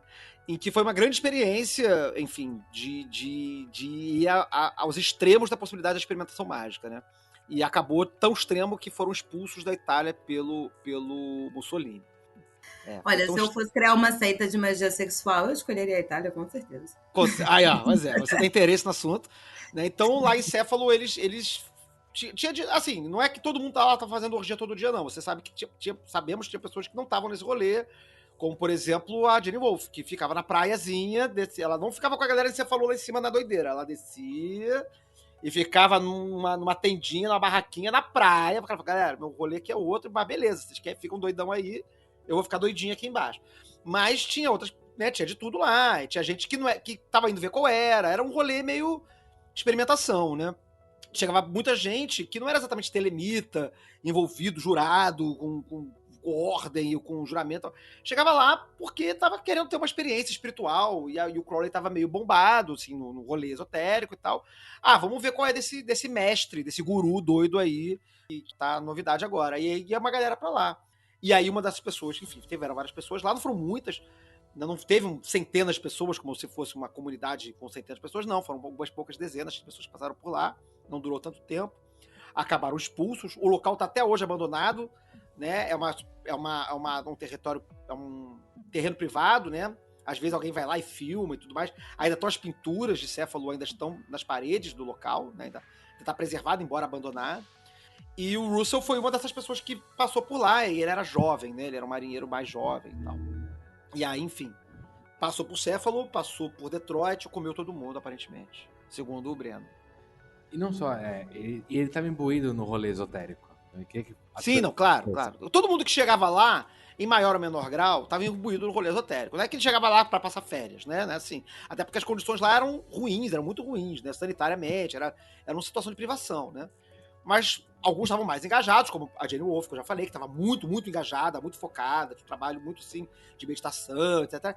Entre outras pessoas, e tinha as galera, como o cara que morreu lá, que bebeu água podre lá, não era um cara exatamente, ele e a mulher. Quando eu vejo a história do Raul Love, cada vez quando ficou mais velho, eu acho besta o cara pegar a água do poço, que todo mundo sabe que tá envenenado. Que todo mundo avisou que era podre, que não era pra beber, ele foi lá, vou beber porque eu sou telemita, faço o que eu quero. Aí, sabe assim, é só idiota, sabe? Assim, eu poderia não ter feito isso, sabe? Mas vamos voltar pro rádio, senão ele vai ficar falando Mas olha assim. só, em defesa do Raul Loveday, ele tinha uma treta muito séria com a mulher dele. Que ela nem queria estar lá, pra começo de conversa. Então, assim, eu também acho, porra, que merda que o maluco bebeu a água que tava contaminada e tal. Mas às vezes você tá numa DR que tá durando semanas, e aí a pessoa tá gritando, e aí você tá com sede, aí você quer saber, eu vou beber essa porra aqui, foda. Vou morrer. Cara, escalonou muito rápido pra quem... Eu não sei se eu concordo com a sua explanação. Mas eu não digo de beber de suicídio, não, mas às vezes a pessoa tá tão transtornada Aquele momento que eu não sei em qual momento eu parei de concordar. Ai, que mentira. Eu imagino a seguinte situação. Dá uma merda, uma briga, uma foda, e o cara sai pra andar. Fala, pô, vou sair pra esparecer. E aí, no meio da andança, ele olha o pocinho lá, bebe água e morre de desinteria. Mas só nesse contexto que eu consegui imaginar o cara morrer de desinteria por causa de uma DR. O cara fica puto, Ele já sair tava fudido, ele tinha uma infecção quando ele chegou e você falou, infecção na garganta. Ah, não, ele tava todo zoado. E depois a esposa dele vai vender a história pros tabloides, enfim, vai dar uma merda e tal. Mas vamos voltar pro Arad pra gente terminar a história da vida dele. Porque, no final das contas, né, quando o Crowley começa a perceber que esse filho dele, esse filho mágico, tá dando defeito na opinião dele, né, assim, começa a discordar das opiniões, e tem essa questão, sim, do Arad ter uma experiência mística em que ele se considera de um grau muito elevado, acima do Crowley, e aí isso é uma constante na vida do Crowley, né? A gente tem várias pessoas dizendo isso pro Crowley a vida inteira dele, né? É curioso essa repetição de eventos, né? De pessoas importantes, que foram historicamente importantes até, mas que, no dado momento, se sentem num nível de experiência espiritual muito elevado e falam, cara, te passei, você não é mais o fodão. E eu acho que isso... Eu não acho que isso é exatamente errado, mas eu acho que é no sentido de que essas pessoas são ruins, né? Mas eu acho que é uma experiência, pelo contrário, uma experiência que me parece comum. E aí tem que ter um certo jogo de cintura da pessoa que tá nessa posição de ser superada, né? De olhar e falar, calma aí, vamos ver se vai ser direito, né? Mas enfim, e aí, eventualmente, mais ou menos no meio dessa treta, antes deles se romperem completamente, o Arad, ele se vincula à Universal Brotherhood, que era uma espécie de teosofia cristã meio doida, não é isso? Aí, essa parte da história eu não sei muito detalhe, mas ele vai parar nessa Universal Brotherhood e aí eventualmente vai brigar, romper completamente com o Crowley, escrever mal sobre Telemann em um artigo lá deles lá. Mas ele ele continua um esotérico, no sentido que ele continua estudando cabala, ele continua estudando esoterismo, ele não rompe com a magia e vai, como algumas pessoas que conhecem a história do Arad acham que quando ele vira católico, cristão, ele rompe com o esoterismo e vai ser, sei lá, diácono de uma igreja. Não é isso. Ele vai viver um esoterismo cristão. Mas sim, ele, se eu não me engano, ele se ordena em alguma coisa, alguma igreja, alguma coisa assim, mas o rolê que ele vai fazer é essa Universal Brotherhood, que é um rolê esotérico cristão. São 3 passos que são importantes. Acho que isso são passos gostosos, né? É importante a gente passar.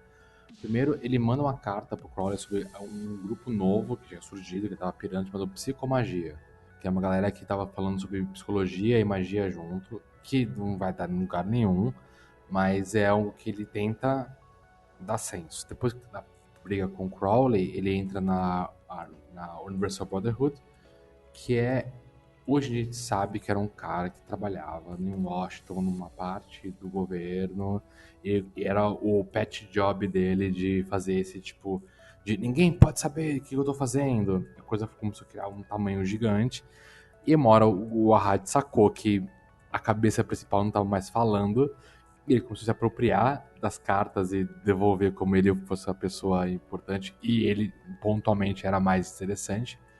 Então a parte teosófica veio do cara original.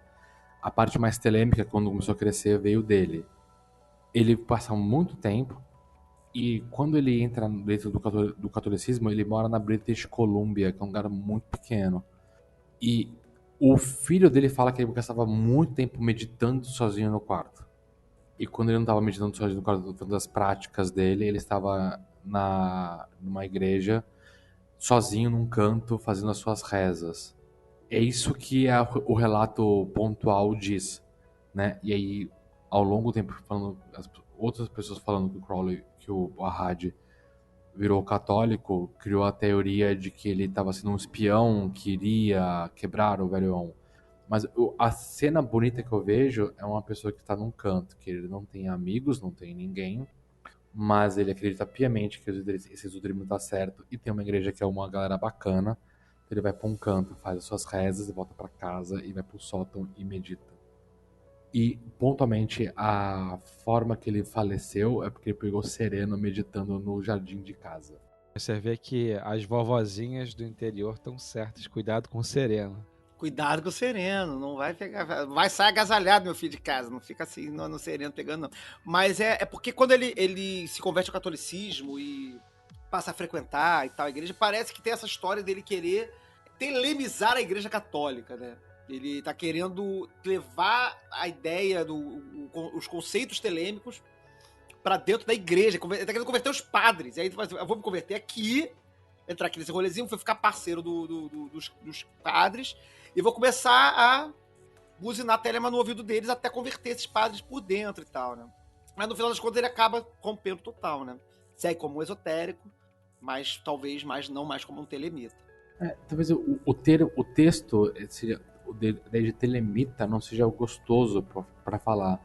Mas se o esoterismo é o último fluxo de ar em um lugar que já está estabelecido uma outra lógica, né? É o místico tentando acordar a sua comunidade, e você está isolado com nenhum telemita em volta, o que ele tem para trabalhar? Uhum. Ele vai telemizar o rolê que ele tá, no meio da British Columbia. Cara, imagina o que seria a British Columbia em 1940. Tem moose, tem alce, urso, dois e três canadenses e uma igreja. E neve, muita neve. Muita neve, sabe? Pô, eu vou virar católico. Não, eu não duvido nada. Se ele foi o bom místico que ele foi, ele deixou o lugar melhor. Sabe assim? É nessa mesma época que ele é expulso da OTO, depois de todo o rolê, enfim, de ser vice-rei, de apontar depois o Crowley novamente como rei e tudo mais e tal, de ter produzido bastante dentro da OTO, até alguma coisa de trabalho, mas aí ele acaba expulso da OTO e aí vai viver a vida dele lá com o Universal Brotherhood. Tem cargos altos lá, né? Ele chega a ser uma espécie de guru ou de não sei se líder da fraternidade, mas um cargo razoavelmente elevado ali dentro, né? E, enfim, e vai viver a vida dele lá, de boas, até morrer de sereno na meditação. E é isso. O que mais temos aí sobre a rádio? Mais podemos falar sobre Tem a foto com o maior dedo médio da história do rolê telefone. O maior dedo médio. Vou botar essa foto está... Mari, você que vai fazer a capa do programa, bota a foto dele com o dedão. O dedão da rádio é o maior dedo do esoterismo contemporâneo. Cthulhu começou assim. Não são meros dedos, são tentáculos nas pontas das mãos. É uma coisa... Achou, Mari? A cara da Mari... A cara da Mari olhando o dedão da rádio. Pois é, esse dedão aí... Pô, imagina esse dedão lá com o Russell e o Crowley, né? Esse dedão conheceu o Olho de Horus, esse dedão aí. Não é à toa, não é à toa. Essa aumentude de dedo médio nessa foto não é à toa. Ele tava dando esse dedão aí conheceu. Inveja dos proctologistas. Cara, esse dedão aí da rádio. Você que está ouvindo esse programa agora, abra o seu tocador de podcast e olhe a foto. Porque a gente vai botar essa foto na capa pra você ver o dedão do Ahad. Presta atenção, que dedão incrível. Mas enfim, eu acho que é isso. Eu acho que a gente cobriu aí mais ou menos a biografia do Ahad. Calma. Tem os desdobramentos pós-Ahad. Inclusive porque depois que o Crowley morre, o Ahad manda um papo de que o Eon, que deveria durar 2.600 anos, já passou. Piscou, passou. E que agora vem um novo Eon, que tem novas regras e tudo mais. E eu acho que o mais interessante dessa brisa é como que, assim como o capítulo 4 do Livro da Lei e coisas apócrifas, né, da nossa religião, eu acho que isso traz potenciais de reflexão. Então tem pessoas que eu acho, tipo o Grant, eu acho que o Grant ele faz isso de uma forma bem escrota, assim, bem triste, né? Às vezes a pessoa se apega tipo assim, porque o Crowley falhou nisso aqui, o Ahad conseguiu, então o Ahad passou, e tenta criar uma arbitrariedade para os fenômenos esotéricos que eu acho que é muito nada a ver. Mas, por outro lado, eu acho que tem realmente um campo muito rico de possibilidade se a gente pensar na possibilidade de outros eons, sejam eons posteriores ao Eon de Horus, ou sejam eons simultâneos ao Eon de Horus. E aí, nessa brisa, vai vir a Nema Andahadna, que vai desenvolver todo o conceito do Eon de Maat, que pode ser simultâneo, pode não ser simultâneo, e o próprio Grant, que vai desenvolver as questões dele lá, bebendo de uma ótica de que é possível que existam novos mecanismos que se operem magicamente no tempo que nós estamos vivendo, que não sejam só adstritos ao Eon da criança conquistadora da guerra e vingança. Conhecido Eon de Horus. Pois é, eu tinha realmente pulado isso. Uma outra coisa que a gente não falou, mas que de repente a gente ainda pode fazer os pedacinhos aqui, que não é o trabalho do Arad, é o trabalho do Crowley, é o Liber Aleph, né? Um dos textos muito importantes dentro da bibliografia telêmica, né, é o Liber Aleph, Vel 111, que é uma carta que o Crowley escreve para o seu filho mágico. E aí é um texto muito difícil, não é um texto fácil de ler, é um texto bem complicado, na verdade, de ler. É bonito, ele é muito bonito, é um texto que eu considero bonito, bem escrito, assim, tem uns floreios que são legais de ler, mas é um livro difícil, um livro duro, que demora a se abrir porque ele é muito metafórico, ele é muito cabalístico, como o Arad tinha essa brisa muito grande com Cabala, né? A Cabala era um assunto muito importante para ele. Quando ele vai viver na Universal Brotherhood, ele vai ser professor de Cabala na Universal Brotherhood, né? Então para ele Cabala é uma coisa importante. O Crowley usa muito a Cabala no Liber Aleph. Então acaba sendo uma chave importante para a compreensão do livro, e se você não sabe muito a Cabala, você acaba se perdendo na leitura, né? Mas é o livro que o Crowley escreveu para o Arad. E é um livro importante que quem está aí já há mais tempo, com certeza já deve ter lido, e já deve ter usado, e já viu referenciado por aí, porque traz chaves importantes para a compreensão de Telemann. E também é mais um fruto, não diretamente do Arad, no sentido de que não foi dele que escreveu, mas cuja a importância reside em ter sido escrito para ele, né? Então também tem aí, mais uma vez, o Arad, mesmo que indiretamente, sendo seminal, extremamente importante para a cultura telêmica contemporânea, né? A cultura que se estabeleceu, né? Ele deu o número do livro sagrado, deu o nome do livro sagrado, ele deu um texto muito importante, ele concebeu instruções muito importantes, ele escreveu muitas coisas legais. Ele foi muito importante na OTO, no sentido de que, enfim, nos momentos de transições ele estava presente. Eu, semana retrasada, estive num rito da OTO, que é o rito de Isis, é um rito público, né? Ele não é aberto para qualquer entrar, mas é aberto para convidados. Então, se você conhece alguém e tal, você pode se inscrever e participar do rito. E o rito de Isis foi escrito pela Arad, e já nesse rito, a gente estava conversando aqui em off, antes do programa, né? Já nesse rito a gente já vê essa questão meio católica do Arad presente. Eu não sei de quando ele escreveu o rito, mas o rito é um rito de Isis, e ele é bem cerimonial, é um rito muito, muito clássico, assim, muito tradicional, é um rito bem rígido, é uma missa. Mas você vê, assim como na missa gnóstica, para quem já presenciou, o rito de Isis também é um rito bastante... Parece uma missa mesmo, parece uma coisa de igreja. Então, você incensa o tempo inteiro, e aí a pessoa anda e faz uma série de movimentos, e fala latim, e fala um monte de coisa. Tudo, e mais, no determinado momento pra frente do rito, é executado a Ave Maria. E que é um momento que você tá assim, cara, eu tô aqui no rito de Isis, num rolê de Telemann. Geralmente, tem uma sacerdotisa que fica sentada, fazendo as vezes de Isis, sobre o altar, fazendo a postura e tal, a cerimônia inteira, uma série de outros elementos esotéricos, aí de repente entra uma Ave Maria. E eu tava comentando aqui em off que nesse momento da Ave Maria, pra mim, na minha experiência, foi muito maneiro, porque eu tava meditando durante o rito, e aí eu tive uma brisa enorme com o Iemanjá, apareceu o Iemanjá na minha frente, ondas, não sei o que e tal, e foi muito bacana, né? Mas eu acho interessante um rito escrito pelo Arad, que possui uma Ave Maria católica escrita bem no coração da cerimônia, né? Eu acho isso bem bacana, bem bacana. Agora sim, acho que agora a gente já explorou as últimas tretas, falamos do Liber Aleph, falamos do novo Eon que ele propõe aí, mas que não cola muito, nenhum outro Eon, só pra galera da Sorornema que curte esse negócio de Eon de Maat pega mais, mas em geral, esses apócrifos, como o Max chamou, né, não costumaram colar muito por enquanto, né? Por enquanto. Nunca sabe, daqui a 1000 anos vai surgir os gnósticos telêmicos que vão recuperar os textos perdidos e reconstruir como é que chama? A heresia. Vão construir a heresia telêmica pra poder produzir o novo culto daqui a 1000 anos. Era pra Mas- Raquel estar nesse programa, não eu. Não é? Cadê a Raquelzinha? Não, Raquel não pôde, Raquel estava com compromisso hoje. Desculpe a audiência, hoje não estamos com a Raquel aqui, porque a Raquel estava ocupada. Essa eu acho que talvez a maior contribuição que a gente pode fazer no podcast e ao falar do Achad.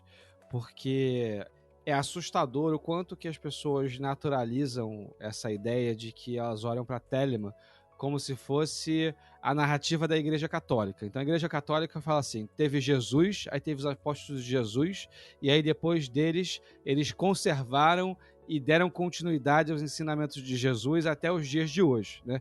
Tem a coisa monolítica, onde só tem, tipo assim, uma corrente supostamente verdadeira, da onde todos os verdadeiros intelectuais saem, todo mundo tá ali associado verdadeiramente àquela fé. E eu acho que o Achad traz uma coisa muito interessante para a proposta de como lidar com o Telema, que é de, às vezes, você... É como se você lesse um santo católico e descobrisse que, na verdade, esse santo, na época que ele era vivo, ele era um herege. E as pessoas achavam a coisa que ele falava bizarra. Até que, em algum momento, uma instituição falou assim, não, vamos redimir essa pessoa, vamos trabalhar esse texto aqui e tal, e vamos incorporar ele ao dogma. Então eu acho que é importante para a gente olhar para a Telema o quanto que Telema não precisa ser monolítica. Ela não precisa, inclusive, depender do profeta enquanto alguém que conta a verdade de como o sistema funciona, e sim como alguém que revela uma proposta, aí vem outro cara e revela uma proposta mais ou menos parecida, que conecta algumas coisas, desconecta em outras, e aí vem um outro cara, e aí a gente consegue, em alguma medida, construir a nossa inflexão existencial a partir desses autores e com algum grau de pluralidade, ao invés de meramente achar que, tipo assim, tem Telema, aí tem o Crowley, como o Crowley não concordava com a Achad, então a Achad não é importante, tem que ver quem o Crowley manda a gente ler, e a gente tem que ler as coisas do Crowley, e achar que a corrente, ela existe só nesse tipo de submissão e de acompanhamento cego, ao invés de extrapolar e realmente ver, tipo assim, ter essa pessoa que discordava do Crowley, que o Crowley falou, olha, essa pessoa tá viajando, mas ela ressoa tanto com a gente que a gente tem que manter ela perto. Aquele ditado, né, que quando o sábio olha pra lua, uns olham pra lua, outros olham para o dedo. Acho que tem que olhar o dedo para um caralho, porque o dedo é mais próximo de você do que a lua. Você tem que olhar muito o dedo da pessoa, porque uma hora você vai descobrir que você também tem um dedo. Aí você pode apontar pra lua. Não depende do dedo do outro pra apontar pra lua, sabe? Então assim, tem que olhar pra lua? Não. Olha pro dedo assim, faz o seu caminho, tá ligado? Tipo assim, você também tem um dedo. Não depende do dedo do outro. Não sei se cabe muito aqui, que eu sou mais perdida no tema da noite. Mas, por acaso, ontem eu estava conversando com Pedro Chaves. Olha só. Um beijo, Pedro Chaves. Em dado momento, nem lembro de onde que surgiu, mas eu comentei, eu falei, olha, você sabe que eu tenho certos ranços com telemitas no geral, mas parte que eu boto no ranço é de um não entendimento, que talvez o entendimento para mim é que o telemita tem que superar Telema, de certa forma, sabe? E tem muito foco na repetição pura e dura, né? E não da criação da própria linguagem simbólica a partir dos aprendizados. E acho que isso é um pouco do dedo e da lua que Breno está trazendo, e que foi uma coisa que acabou surgindo ontem. Achei engraçado ter parecido, assim, de certa forma. Eu acho que a gente concorda aqui nisso, né? Quer dizer, a lua é muito importante, mas é importante ter o seu próprio dedo apontando para ela, né? E eu já disse isso no podcast algumas vezes, né? A gente é muito refém dos escritos do Crowley, não no sentido dos escritos inspirados, dos livros santos e tal, mas dos rituais, né? Eu falei sobre isso num programa sobre o Sagrado dos Guardião, eu e o Max até discordamos, né? Sobre o Piramidos. O Piramidos é um ritual que o Crowley escreveu para ele. Então, por que a gente tem que fazer o Piramidos? Não estou dizendo que as pessoas não devam fazer o Piramidos, né? Que o Piramidos deva ser um ritual superado, não tem nada. Mas o Crowley literalmente escreveu esse ritual para ele executar no retiro que ele estava fazendo, adaptando um outro ritual, que era o Troa. Então, e muitas outras coisas que o Crowley escreveu, ele escreveu para ele, dentro da perspectiva dele. Eu consigo imaginar ele, né, puto num estágio avançado, não necessariamente fim de vida, mas mais velho, sendo tipo, porra, caralho, vocês não entenderam porra nenhuma, para de me tocar, brother, vai fazer teu, tipo... Eu acho que não tem nada de mal, é até pedagogicamente adequado, você repetir, né, fazer o que ele fez, né, vamos fazer o que ele fez. E aí, só que ficar preso no que o Crowley fez, né? Nenhum problema em fazer tudo que ele fez. Mas ficar preso em apenas fazer e não, de repente, perceber. Não é nem que também tem uma obrigação de sair e fazer outra coisa também, não. Mas estar atento às oportunidades das coisas que podem surgir para além daquilo e ter o seu próprio dedo apontado para a lua e ser você mesmo a sua própria estrela, como diria o Arad, né? Para fazer o fechamento do programa.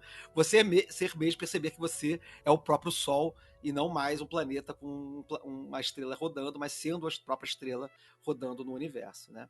Fala aí, Max. Eu acho que fecha o ciclo, porque a gente falou tanto da importância de olhar para o próprio dedo em vez do dedo do Achad. Olhem pro dedo da Arad e pensem sobre isso. E é isso. Eu acho que todo mundo já fez considerações finais. Vocês querem mais uma rodada de considerações finais? Não. Então é isso, gente. Mais um programa. Esse conseguimos fazer com 1h40. Olha aí. Sucesso. Mas a galera tá curtindo o programa de 2h30. Então desculpa aí. Você estava esperando o programa de 2h30. Mas, gente, obrigado pela participação de todos.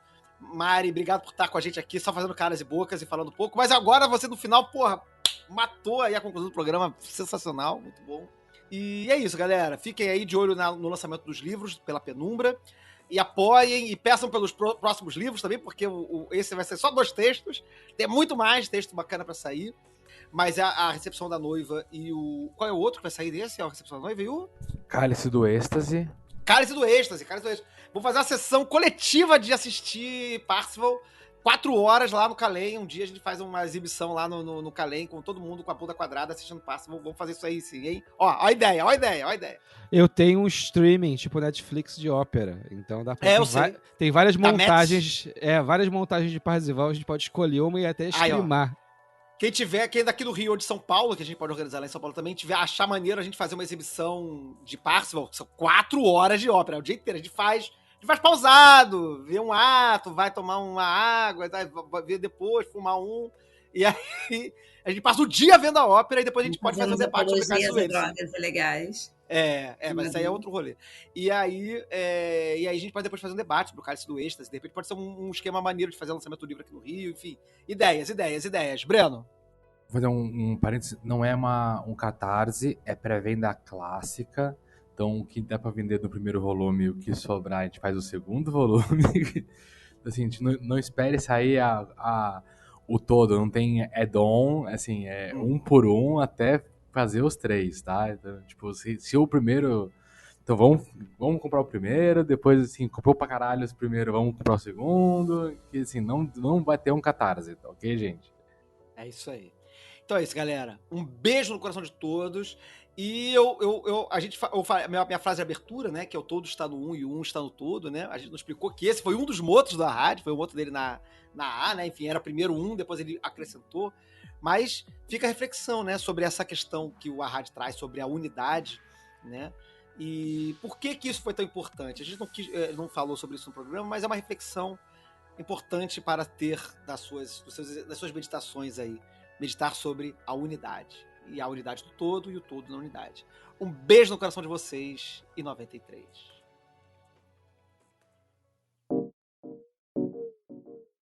Editado por Dodô de Patinete. twitter.com/Dodô de Patinete.